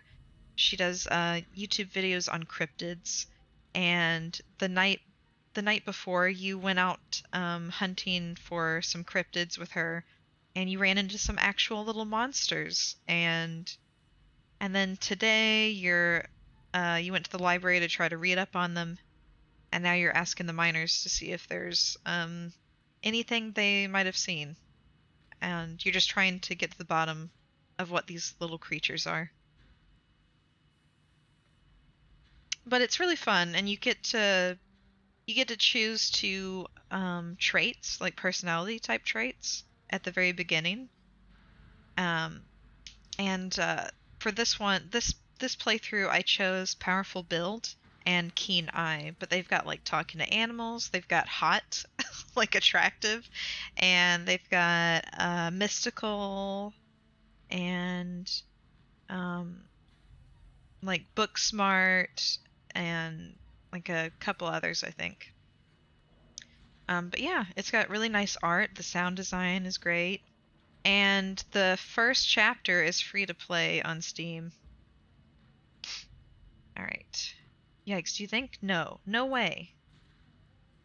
Just saying, he wasn't exactly the first fellow to fall for her, or charms. Lots of heartbreak in that woman's history. Lots of jilted ex-lovers, if you catch my drift. Dang, who are they talking about? I told him not to get involved with her. I told him. Who was Wayne seen? Have you fellas seen anything out of the ordinary? Who was Wayne seen? Whoa now, if you don't know, there's no way I'm poking that wasp's nest. Forget we said anything. Yeah, I don't want to be the next on the chopping block. Oh. I'll leave it. I won't press you on it. Good. Have you fellas seen anything out of the ordinary lately? Weird how? Weird animal sightings, odd noises in the woods, people getting sick, knocking in the mines. Have you seen any weird animals? Strange question. We don't exactly get out much. What does this have to do with Wayne? I don't know if I want to press them more. Odd noises in the woods. People getting sick. Have people been getting sick? The boss looks out for our health. Okay. How about knocking in the mines? Have you heard any knocking in the mines? I don't think so. Can't hear shit down there. Well, they just said they don't get out, so I don't even want to press them about the woods. That's all on that front, thanks. Anything else? I don't really want to ask about Tabitha, because then they'll find out that I'm her cousin. Yeah, Tabitha's our cousin, and she runs the coal mine. It's like a family owned coal mine. Thanks for the help. Don't mention it. Let's pack it in, boys. Back to work. Should we check in? Just a heads up, the only group I still see out there is pretty close to the main office. It might still be worth talking to them, but I don't know if I can give you all that much of a heads up if Tabitha comes out. Let's. I think we've got enough information for now. Let's meet back up. I'm just afraid that she's gonna show up. Cool, we'll meet you by the van. You're interrupted by a sudden movement out of the corner of your eye. A girl carrying a bundle of snacks pops through a hole in the fence and disappears over the crest of a hill. Hey, I think I just saw Rosalina. Wait, really? What is she doing here? Clearly she's doing a delinquency. She's probably fine. Kids will be fine, am I right? I'm going after her. We should call Oscar. Let's handle that after we catch up with her. You rush over the hill and get your bearings, the sounds of active mining fading into the distance. Rosalina is nowhere to be found, but dusty footprints point toward a nearby mine. She didn't. I guess the old Maxwell place still doesn't cut it as a secret hideout spot these days. But the Shaw mine? That place was shut down like 100 years ago. After a collapse that killed over 100 people. And here I thought Stella was going to be the one to drag me into an abandoned coal mine. Got a few bits and bobs to do. Gonna be lurking for a bit. Oh, thank you for the lurk. Also, I guess I don't have the lurk command set up yet. I thought I did. So I'll have to work on that. Cool. It's been ages since I've had the chance to get some good spelunking in. I guess we should go after her, right? Maybe we should just wait outside? I guess we should go after her, right? Yep. Yeah, let's head in before someone gets hurt. Whoa, you sure you want to tag along, Neeks? Goldie and I can handle this on our own. Okay, thank you so much, Shannon. Have a nice lurk. um, yeah, I'm sure. As much as I hate confined spaces, I'm not about to let Rosalina get hurt in there. Even if it means I have to go underground. Oh. Stella and Kanika disappear into the mines before you follow, you briefly wonder if you should let Tabitha know about this. Honestly, I really think she needs to know. Because this is a dangerous mine and somebody should know we're down here, you know? Because if we go down and something bad happens, nobody's going to know that we were ever here. You pull out your phone and dial your cousin. What is it? I'm in a meeting. A kid just snuck into the Shaw mine. I figured you should know. What? Are you serious? Why did things keep happening to me? Also, why do you know about this? What the hell are you doing at my mines? Ugh, whatever. I'll head over there as soon as I can. Just stay where you are and wait for me, all right? God, I don't even know why I'm trying to reason with you. It's not like you'll listen.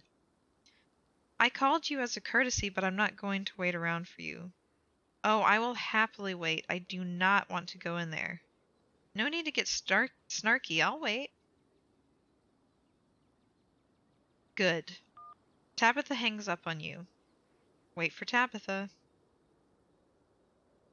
You find a tree to lean against and wait for your cousin. Stella and Kanika will be probably little error right there. Might need to let the doves know.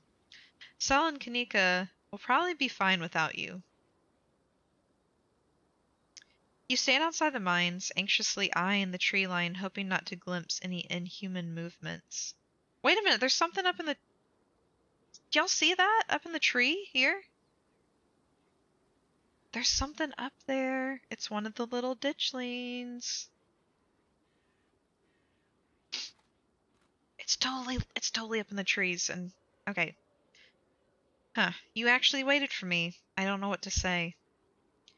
Ah yeah, it's cousin bonding time. Yeah, of course. Why wouldn't I have waited? It's nice to see you too, Tabitha. How about thank you, Goldie? Took long enough. Why wouldn't I have waited? Oh my gosh.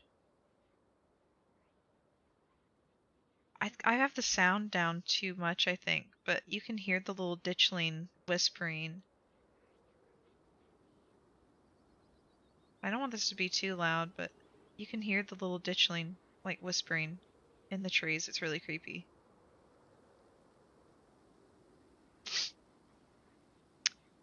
Why? Yeah, of course. Why wouldn't I have waited? Did, do I need to explain that to you? You haven't exactly been reliable since you've gotten here. Come on, let's get this over with.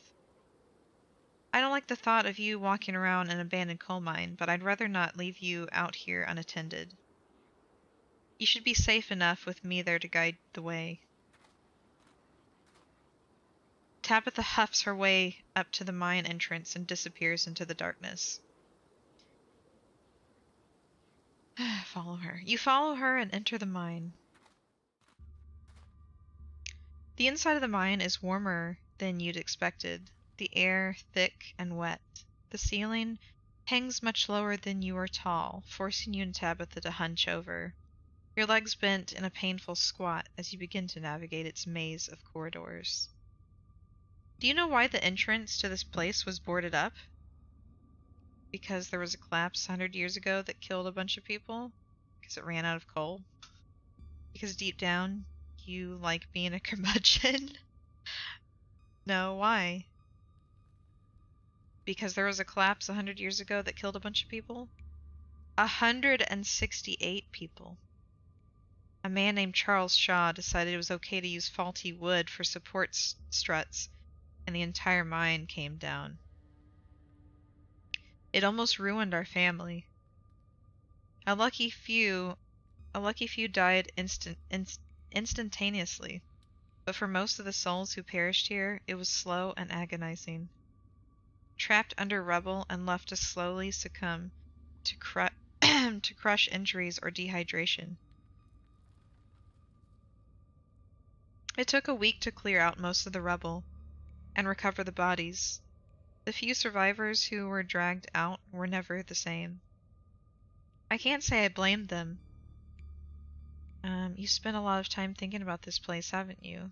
What makes you so sure it was Charles Shaw's fault?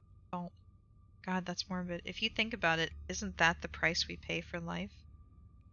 Is this supposed to be your idea of bonding? I get it, it's dangerous down here. I'll be careful.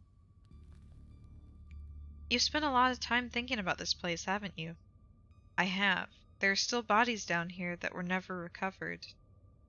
168 people climbed down to their deaths that day, unaware of the hand they'd been dealt until they were literally buried by it. None of us know the price we have to pay until our debt is due.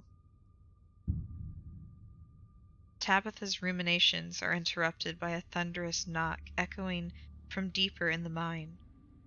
What the hell was that? That's gotta be Tommyknocker, right? Oh god, the mine's about to collapse, isn't it?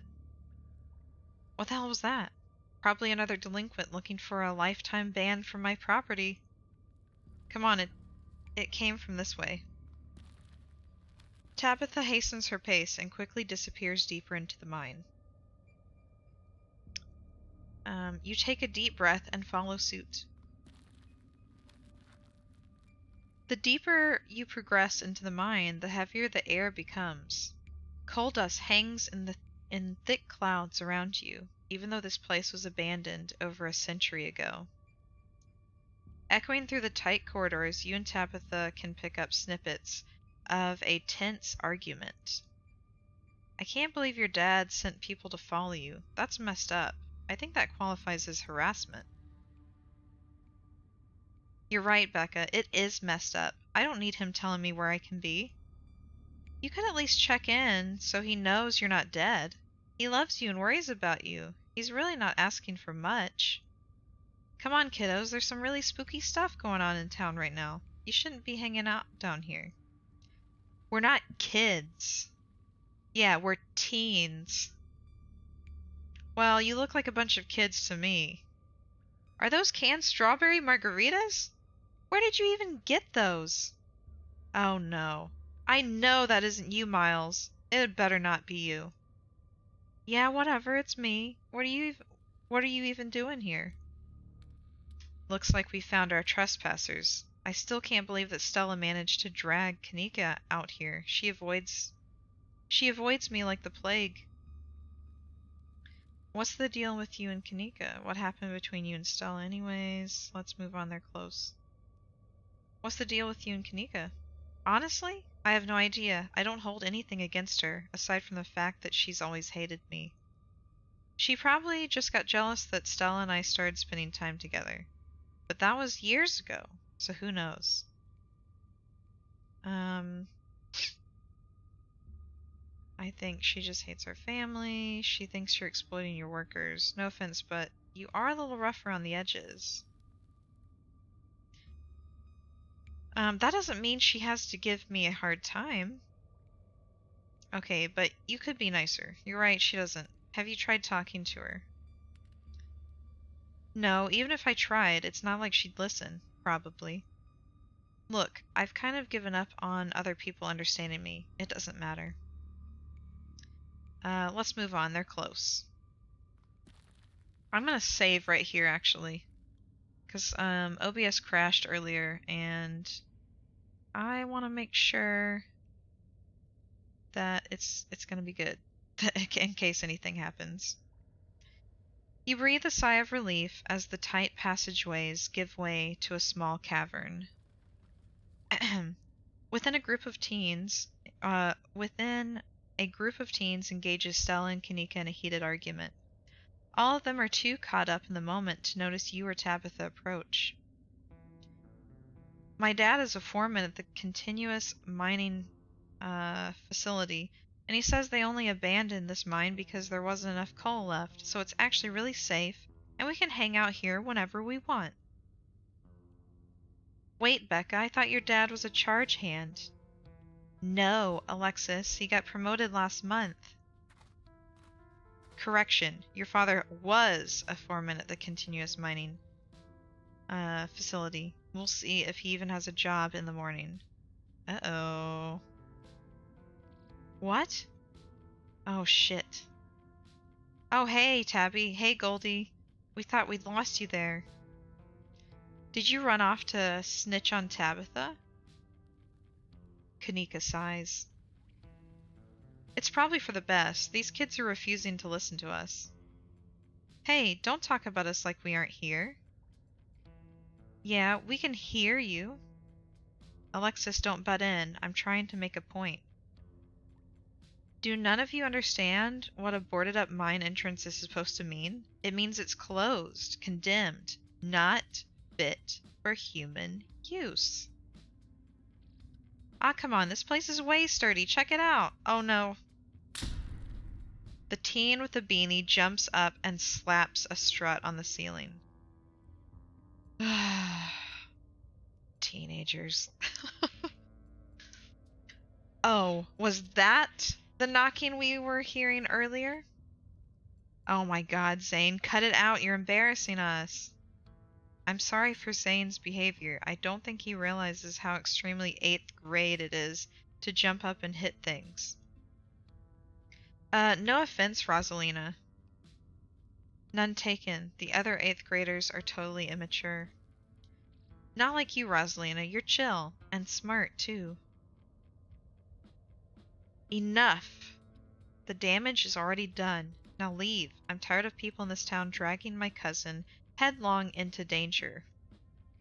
I can't believe I actually agree with Tabitha about anything, but this is the worst place I've ever been in my entire life, and I would like to see the sun again before I die. Ah, come on, you guys. Maybe it's not a big deal. We used to do dangerous stuff all the time, and I still do dangerous stuff now. I mean, I don't like this particular situation, what with the whole ditchling thing. But outside of that, who are we to tell them where they can hang out? I don't know who you think you are in this situation, Stella, but I own this mine. It is entirely within my rights to tell them to leave, much like it is entirely within my rights to tell you to leave.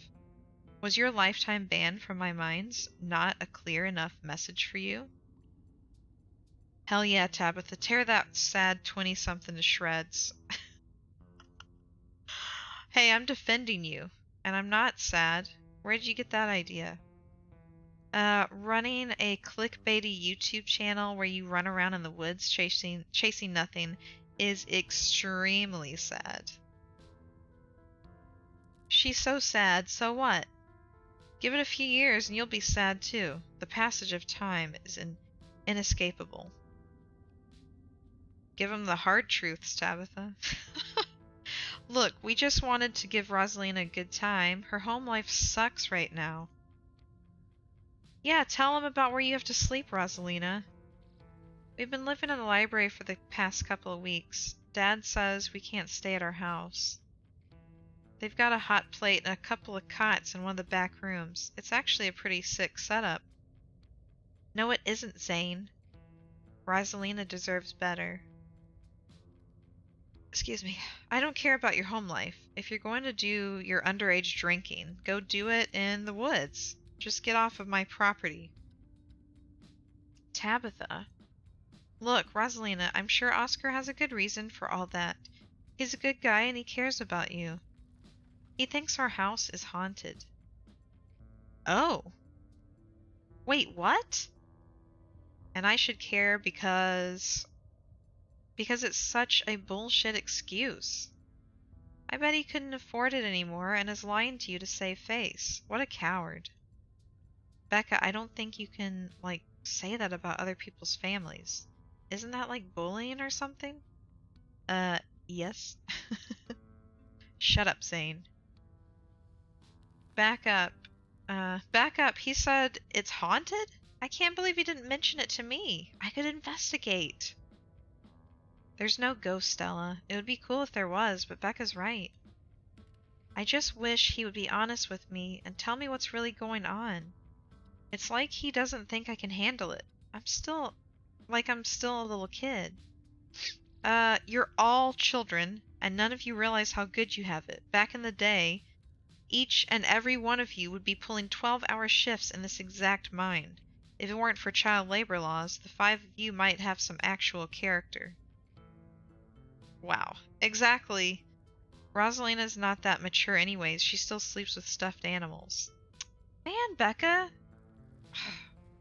Can't stand this Becca. I'm sure we all knew a Becca in our teen years. That doesn't mean she's not mature. I still have pork chop, you know. I rest my case. Wait, what did you say about child labor? I'm sure Oscar is doing this to protect you. You're right, Oscar should treat you more like an adult. How do you know there isn't a ghost? At this rate, I'd be surprised if your house wasn't haunted. I don't know if I really want to say anything. I think I might just remain silent. I'd be surprised if your house wasn't haunted. You remain silent.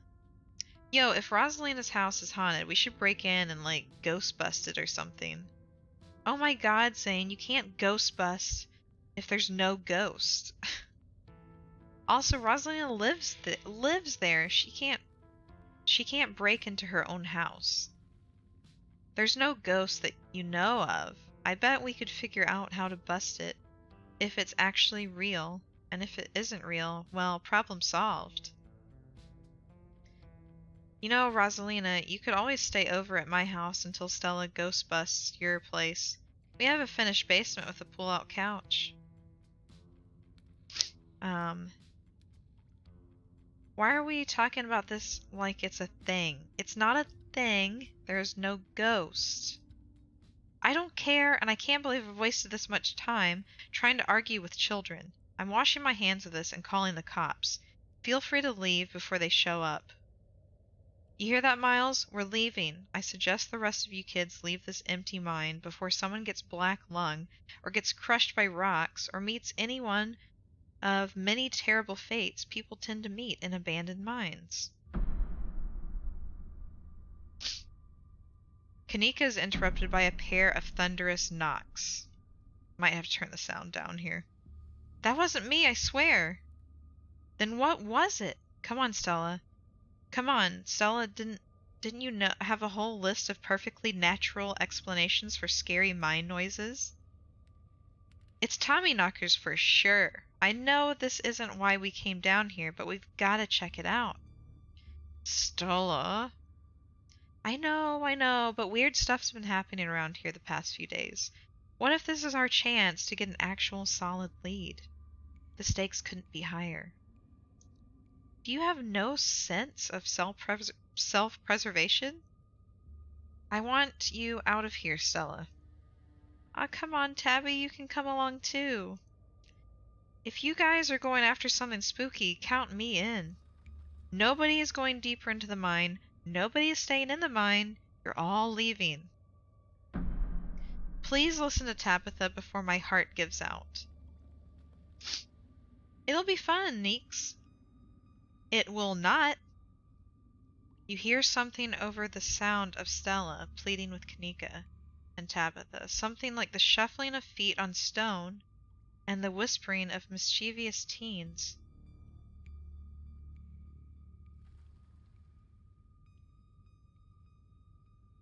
I think I did hear something.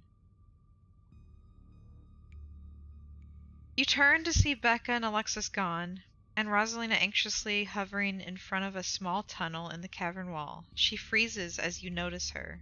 Oh no. Stop arguing, you knuckleheads. The teens are slipping away. Rosalina, what are you doing? Wink at Rosalina and gesture towards the tunnel. No, I won't do that. Rosalina, what are you doing? I don't know. What am I doing? Wait, what? Rosalina, don't go in there. Becca and Alexis. Stop trying to get us all killed. Sorry, guys. I'm gonna hang back. I knew you weren't cool enough to hang out with us, Rosalina. Come on, Alexis. We'll have more fun without her. Oh, alright. Are you kidding me? Rosalina, what were you thinking? What were they thinking? I don't know. I'm so sorry. Unbelievable. Wow, Kanika, maybe if you weren't still scared of the dark or whatever, you would have noticed them sneak off. I noticed them sneak off, and like, I've been zoning out the whole time we've been here. Ugh, they must have squeezed through that child-sized tunnel. Yeah. Dang, I've always wondered where that goes. I've never been able to get these hips through there. Stella, stop sneaking into my mines. Please, I am literally begging you. If only all the tunnels down here were wide enough for adults, we could already be done with this little mess. But no, there just have to be remnants from a bygone era. Didn't you just talk about how child labor was the good old days a minute ago? I was trying to get you to leave my mine. Becca shouts back from the other end of the tunnel. We are not about to let you come in here and ruin our good time. The mine is safe. I've been here a million times. Yeah, if Becca says we're safe, then we're totally safe. Also, sorry, Rosalina. I'll see you tomorrow. Whatever, come on, Alexis. I know a cool spot this way. Okay, I think I know where that tunnel rejoins the rest of the mines. I'll go look for them, and I want each and every one of you to take note of the fact that I'm doing that. If those idiots get themselves lost and die, I am not letting their families sue me into the ground. Hey, Steen! Welcome on in. Thank you for the raid. Oh, let me give you a little shout out.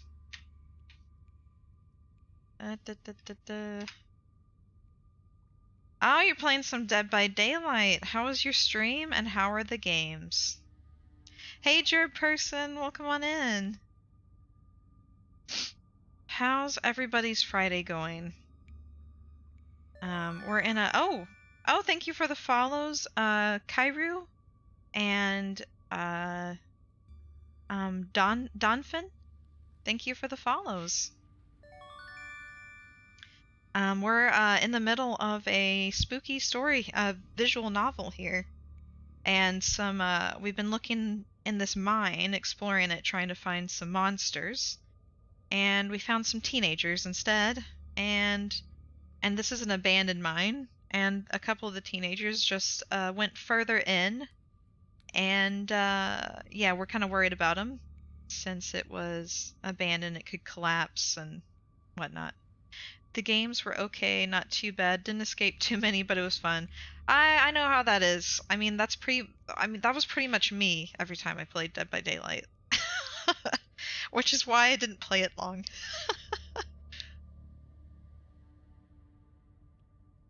But at least you did escape some. But yeah, glad to hear it. But yeah, so we're trying to get these teenagers out of this abandoned mine right now. And we've heard a couple of weird sounds. So let's see what's gonna happen next. If those idiots get themselves lost and die, I am not letting their families sue me into the ground. Are those really your priorities right now? Yeah? Do you have a problem with that? And Tabitha here, right here, she runs the mine. So, like, that's why she's talking about worrying about being sued by the families. I want the rest of you out of my mine. Except for you, Goldie. I'm not letting you out of my sight. Yeah, sure. I could never fit in that tunnel anyways. They have crossed a barrier that I cannot. So my time here is up. But only because Stella promised me a ghost hunt tomorrow. Oh, and I don't know if you can see his shirt, Zane's, but it looks like it's a It looks like it's a high Bugs Bunny. How spooky is this visual novel? It's pretty. The first chapter was very spooky. This one's been this is chapter 2, and it's been a little more chill. Not as many really scary things have happened. Um, but the sound design is can be really unnerving when the spooky stuff does happen. And also, the first chapter is available to play for free on Steam, and it's really good. But only because Stella promised me a ghost hunt tomorrow. Whatever, I still have to do my dailies anyways, and the service down here sucks. What about you, girl? Rosalina. Are are you sure you don't want me to come along? Maybe I could help you get Becca and Alexis to leave. Don't make me ask you twice. They'll be fine, Rosalina. I think your dad would kill me if we let you stay down here any longer. Okay, can I at least wait outside? Excuse me. Yeah, we can wait outside together. No, you are not about to weasel your way into this, Stella. Ah, come on, Tabby. I've been down here a ton. I can totally help out. Tabitha sighs. Uh, there's no getting rid of you, is there? Fine, I won't waste my time arguing. What's the point of going after them? They don't want to listen to us. Well, because they're kids, and they've made a stupid decision, so we're gonna try to, get them out of here, because we don't want the kids to die. We could just all leave. Do I have to come with you? Stella, don't push Tabitha's boundaries like that. Tabitha, don't push Stella away like that. She hasn't done anything to deserve it. I'm not getting in the middle of this. Alright, let's do this. Let me see. Shh.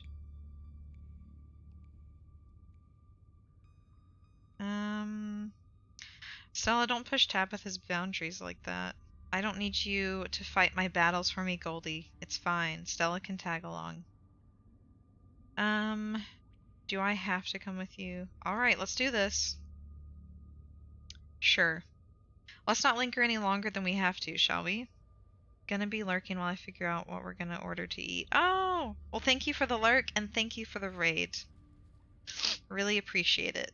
And hope you pick out something nice to eat. Want me to take Gretchen with me? I don't know if it'll be easier to cover more ground without her.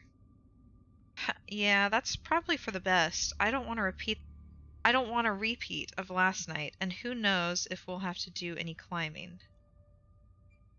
Aw, Gretchen's the little pug, and she's so cute. And at the beginning, when you start the first chapter, you get to choose two character traits, and one of the options is talking to animals, and I can't recommend it enough. Because it's really cute, because you can hear what Gretchen is saying and stuff. I'll see you on the other side, hopefully soon. Oh, Gretchen. She's worried about Stella. For sure, we won't be long. Cool, can't wait to bust some ghosts tomorrow. Tell Alexis I'm sorry. Kanika, Miles, Zane, and Rosalina head towards the entrance of the mines, leaving you, Tabitha, and Stella to find the remaining teens. Alright, no dawdling. We should be able to catch up with them if we go this way. You and Stella exchange a glance as Tabitha ventures forward. Well, it's our only option, so we gotta venture deeper into the mine. Ooh, looks spooky. As the three of you move deeper into the mine, you hear echoes of conversation bounce across the walls. But Becca, why are we doing this again?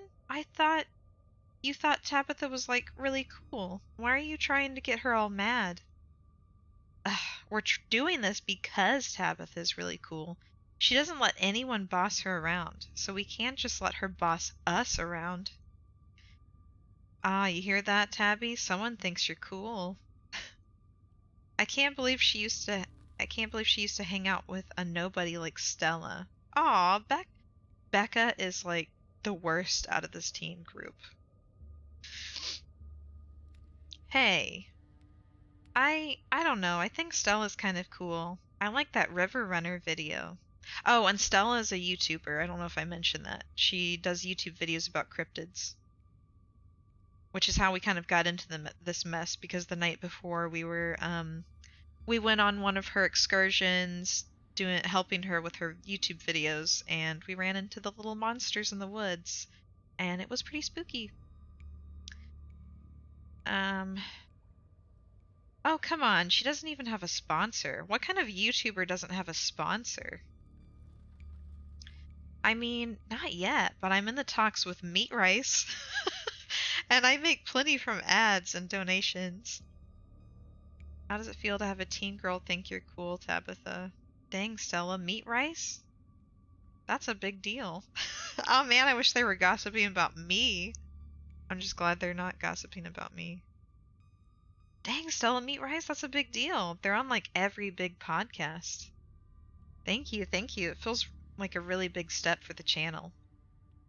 I just wish Becca hadn't said all the things she said tonight. She's just mean. It had nothing to do with you. Yeah, I don't like her. For a public figure, I'm surprised you don't have thicker skin. She's just mean. It had nothing to do with you. You've seen how she's treated everyone tonight, except Tabitha. Yeah, I guess you're right. I'm surprised you don't have thicker skin about this, Stella. You never struck me as someone who let other people's opinions bother you. If you did, I have to try so hard to keep you off my property. Well, I know you don't mean it. Agree to disagree. Oh man, I wish they press on. How does it feel to have a teen girl think you're cool, Tabitha? I feel nothing about it. The opinions of children don't interest me. I don't know, you kind of hesitated there. You're reading into things that aren't there, Stella. Just because your livelihood revolves around what people think of you doesn't mean that I care what people think of me. Congratulations on your sponsor, though. Oh, Tabitha's being a little nice. Look at that. You quietly press on. Oh. Oh, that's loud. That's really loud. I might need to turn the volume down here.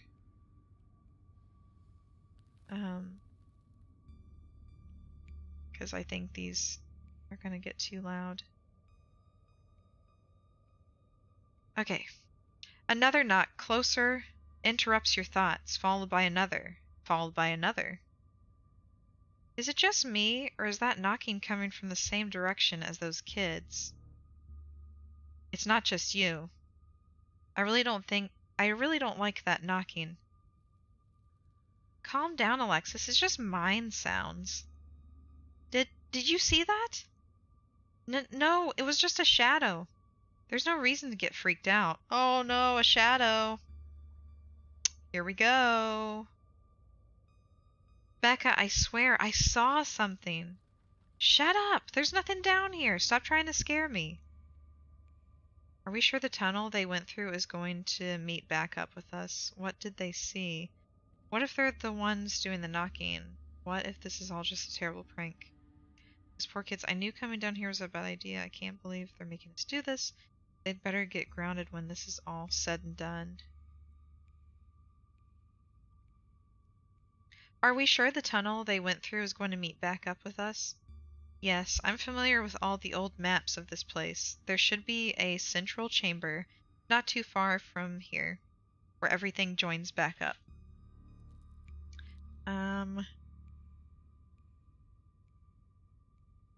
What did they see? Tommy knockers.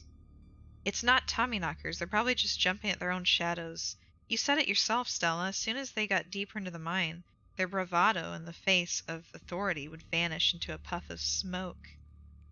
It's probably just rocks falling somewhere deeper in the mine, which is also bad for obvious reasons. Okay, well, let's just keep going after them. We're getting closer. Let's keep moving. As you progress deeper into the mine, the knocking grows more frequent. It's still distant, but it's much louder than before.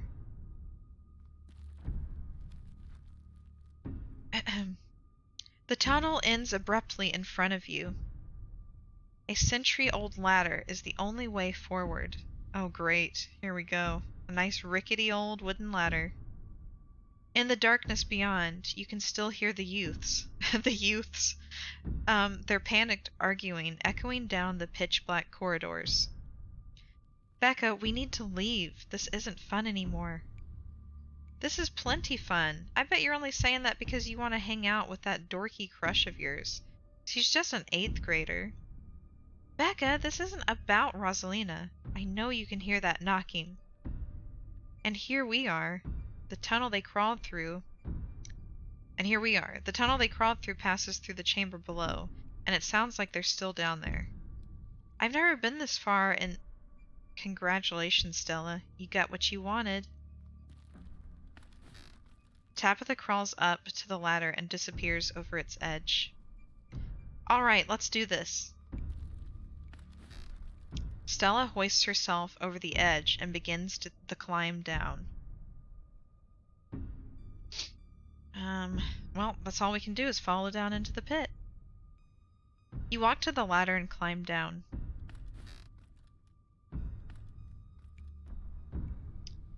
Hey, kids. Oh, great, the adults are here. Thanks, Alexis. Real nice. Keen eye. Becca is needing to feel like you're better than other people so important to you that it's worth being buried alive over? Do you have an actual death wish? Because I can see this place starting to collapse. Becca, what are you doing? Alexis, you're so much braver than you think you are. You don't need to let Becca kick you around. I'm gonna tell it like it is. Becca, is needing to feel like you're better than other people so important to you that it's worth being buried alive over? What? What are you talking about? Give me a break. The whole time we've been down here, you've done nothing but tear down every single person around you. The only people who do that are people who are afraid of themselves. Leave now. Whatever. This isn't fun anymore. Fine, we'll leave. Thanks, Goldie. Whoa, good job. As Becca and Alexis move towards the ladder, the blank chamber before you draws your focus. The voices around you, those of the teens and your companions, sound odd, distant. There is something in the darkness before you that's much louder, though you don't hear it, but you can feel it in your chest, like the deep growl of a predator. You find yourself stepping towards the black chamber before you, compelled by some unnatural force. Hey, are you alright, Goldie? What do you think you're doing? Get away from there! Your cousin dives towards you, but not before the light from your phone illuminates. What? Oh, it looks like we're seeing a flashback. Oh no. Goldie, are you alright? Wow, what the heck are those orbs? Oh, thank God you're alive. It looked like you had a seizure or something, and then you and Tabby just conked out. I'm fine. Ugh. You can barely open your eyes. You're not fine. Neither of you move a muscle. I don't want you straining yourselves while you're still recovering from whatever that was. I'm getting the kids out of here, and then I'm going to get you both some help. I'll be back soon, I promise.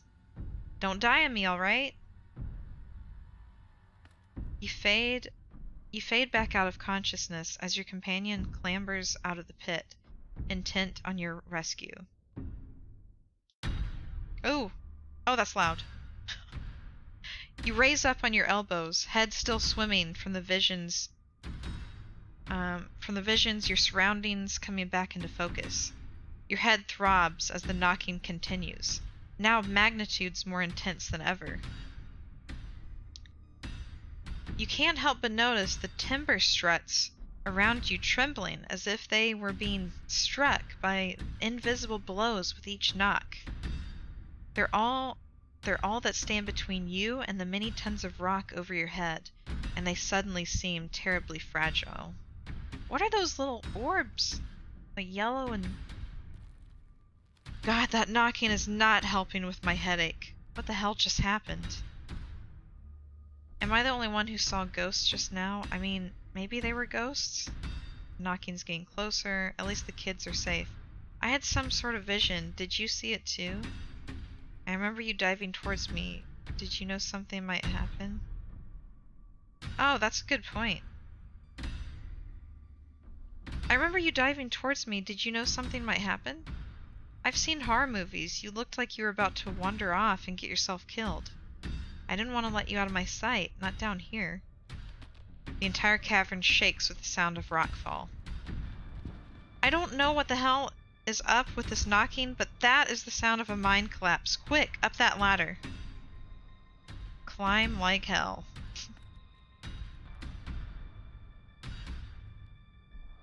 This way, come on! Your cousin moves with the kind of swiftness you'd expect from someone who's spent her entire working life in and around coal mines. Follow her. This knocking is super loud. You push your body to move as quickly as it can, though you're slowed down by the cramped corridors and winding passageways of the mine. Are we gonna make it out?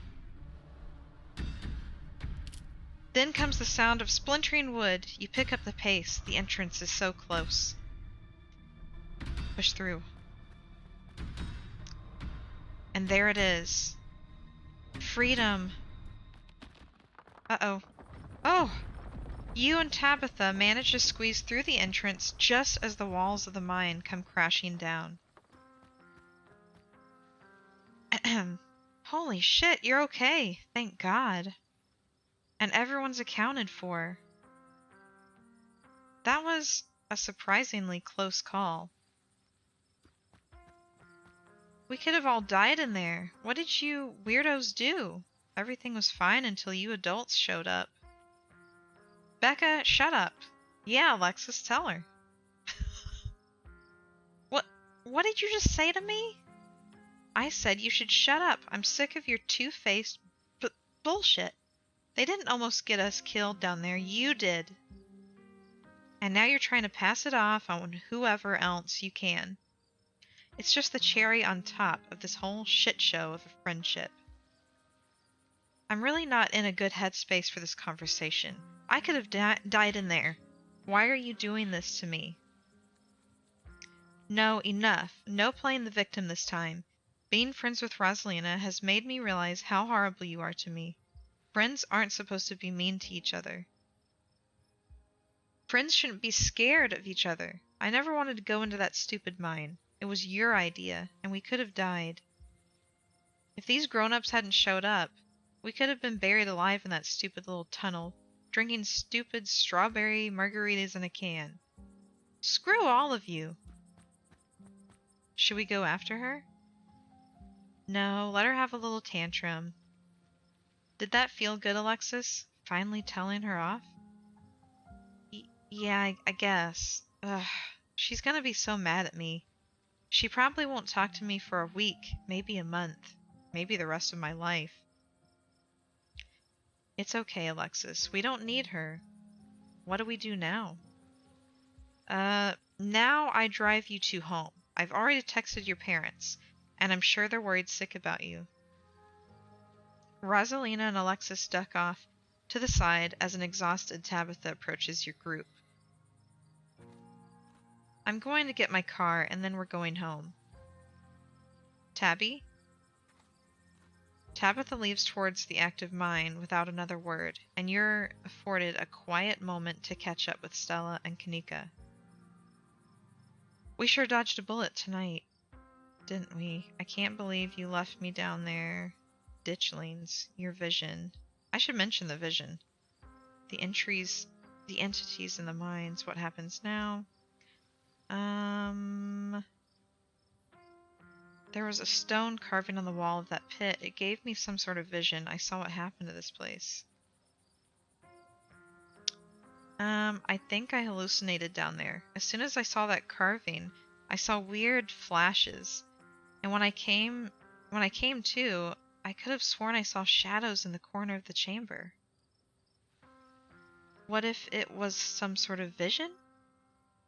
What? No, Goldie is probably right. Autosuggestion is a thing. I don't know, Neeks. You weren't down there. Goldie and Tabby had, like, simultaneous seizures next to a creepy stone carving. It was like something out of a movie. Just because they passed out or had seizures doesn't mean it wasn't autosuggestion. Ditchlings. I can't believe you left me down there. We sure dodged a bullet.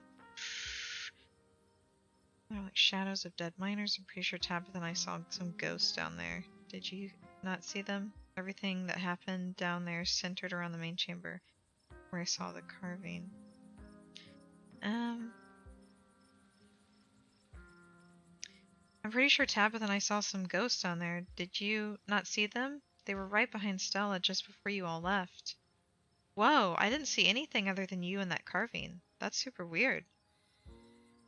I don't want to doubt what you experienced, but you were deep in a dark abandoned coal mine. You might have just been primed to see things. You know, now that I think about it, that totally fits the profile for some of the Tommyknocker stories. What if they're actual bona fide ghosts? Stella.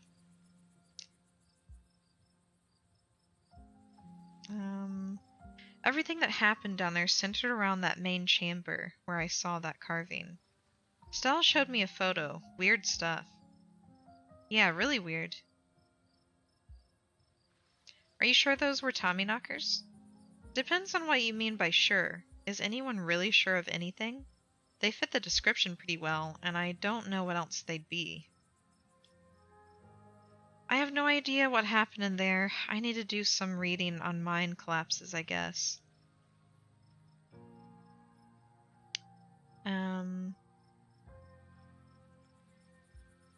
Ditchlings. Do you think it's over? That was our ditchling problem, right? Case closed. Good work, team. Not to be flippant, but that wasn't the end of our ditchling problem, right? I think you're right. We've still got a lot of unanswered questions, too. Even more than we had this morning. And we had a lot of questions this morning. This is all still a little too magic for me. Just because two bad things have happened doesn't mean there's a pattern. Right? What happens now? It looks like Tabitha's back. I'd better drive these kids home.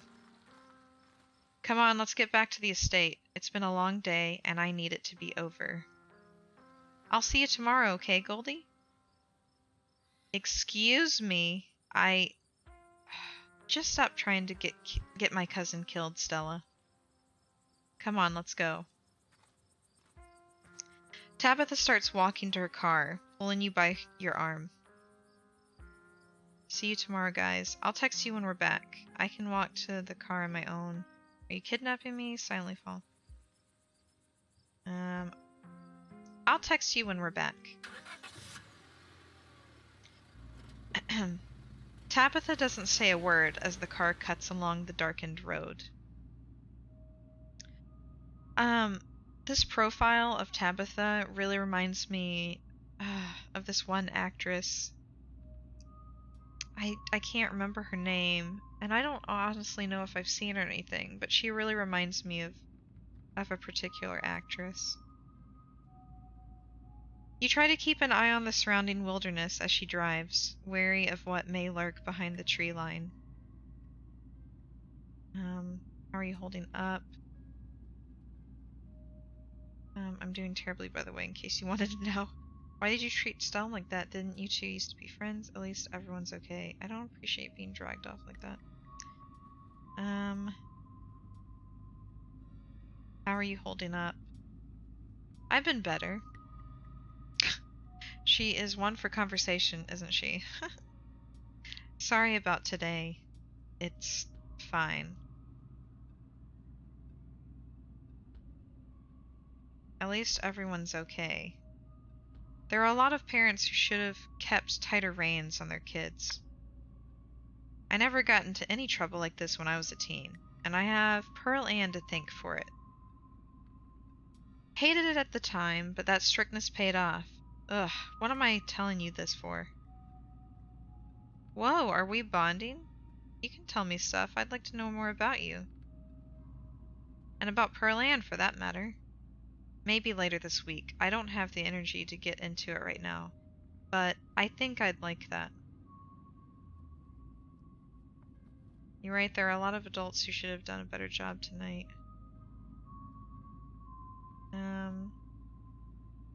I don't really think the parents are to blame here. I beg to differ. People who aren't ready to be parents shouldn't be parents. And clearly there are some parents at fault for this who weren't ready. Tabitha, try having a teen, you know? Take Oscar. There are tons of people more qualified to be parents who can't even conceive.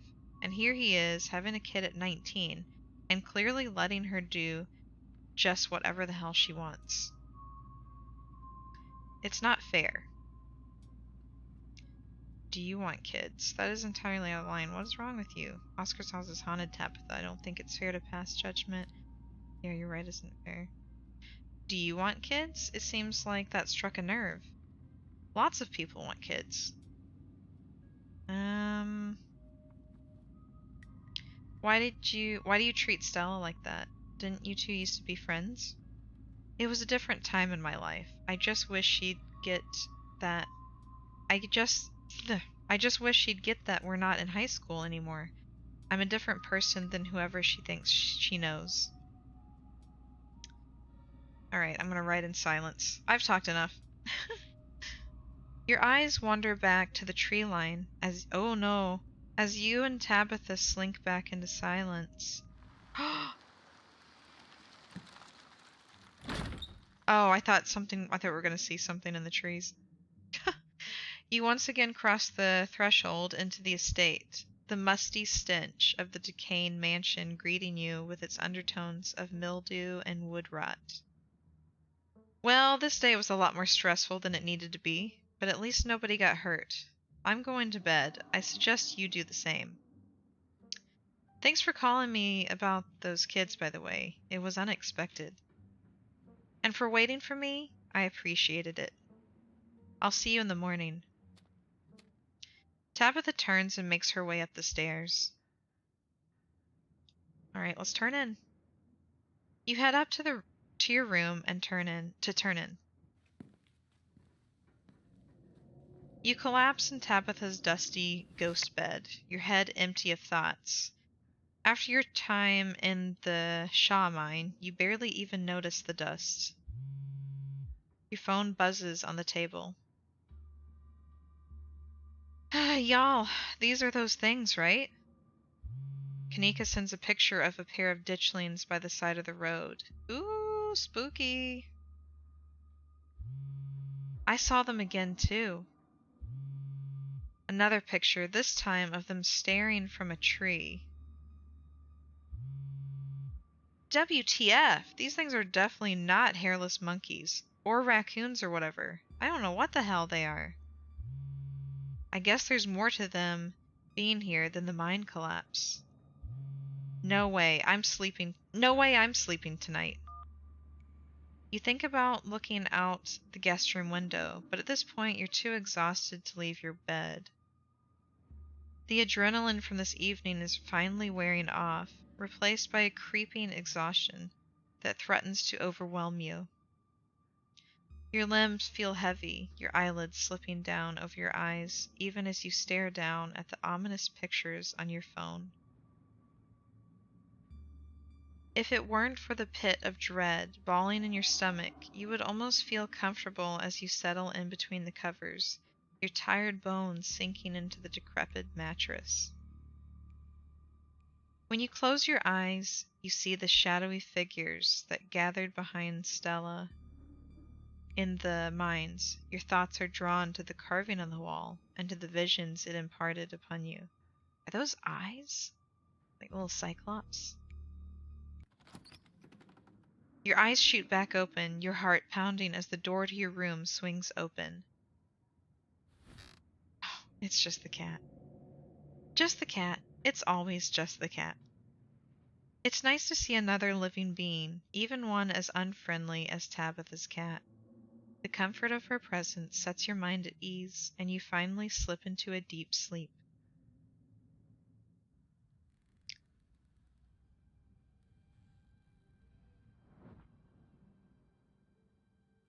Oh, going down. I think this is the estate. Tabitha. She was looking at somebody.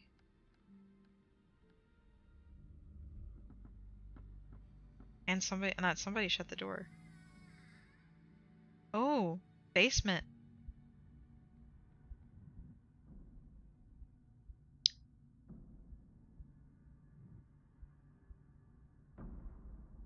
Tommy knockers. This is the end of episode 2. Episode 3 is currently slated for mid to late February. Actually, it was announced yesterday or the day before that it's actually going to be released March 7th.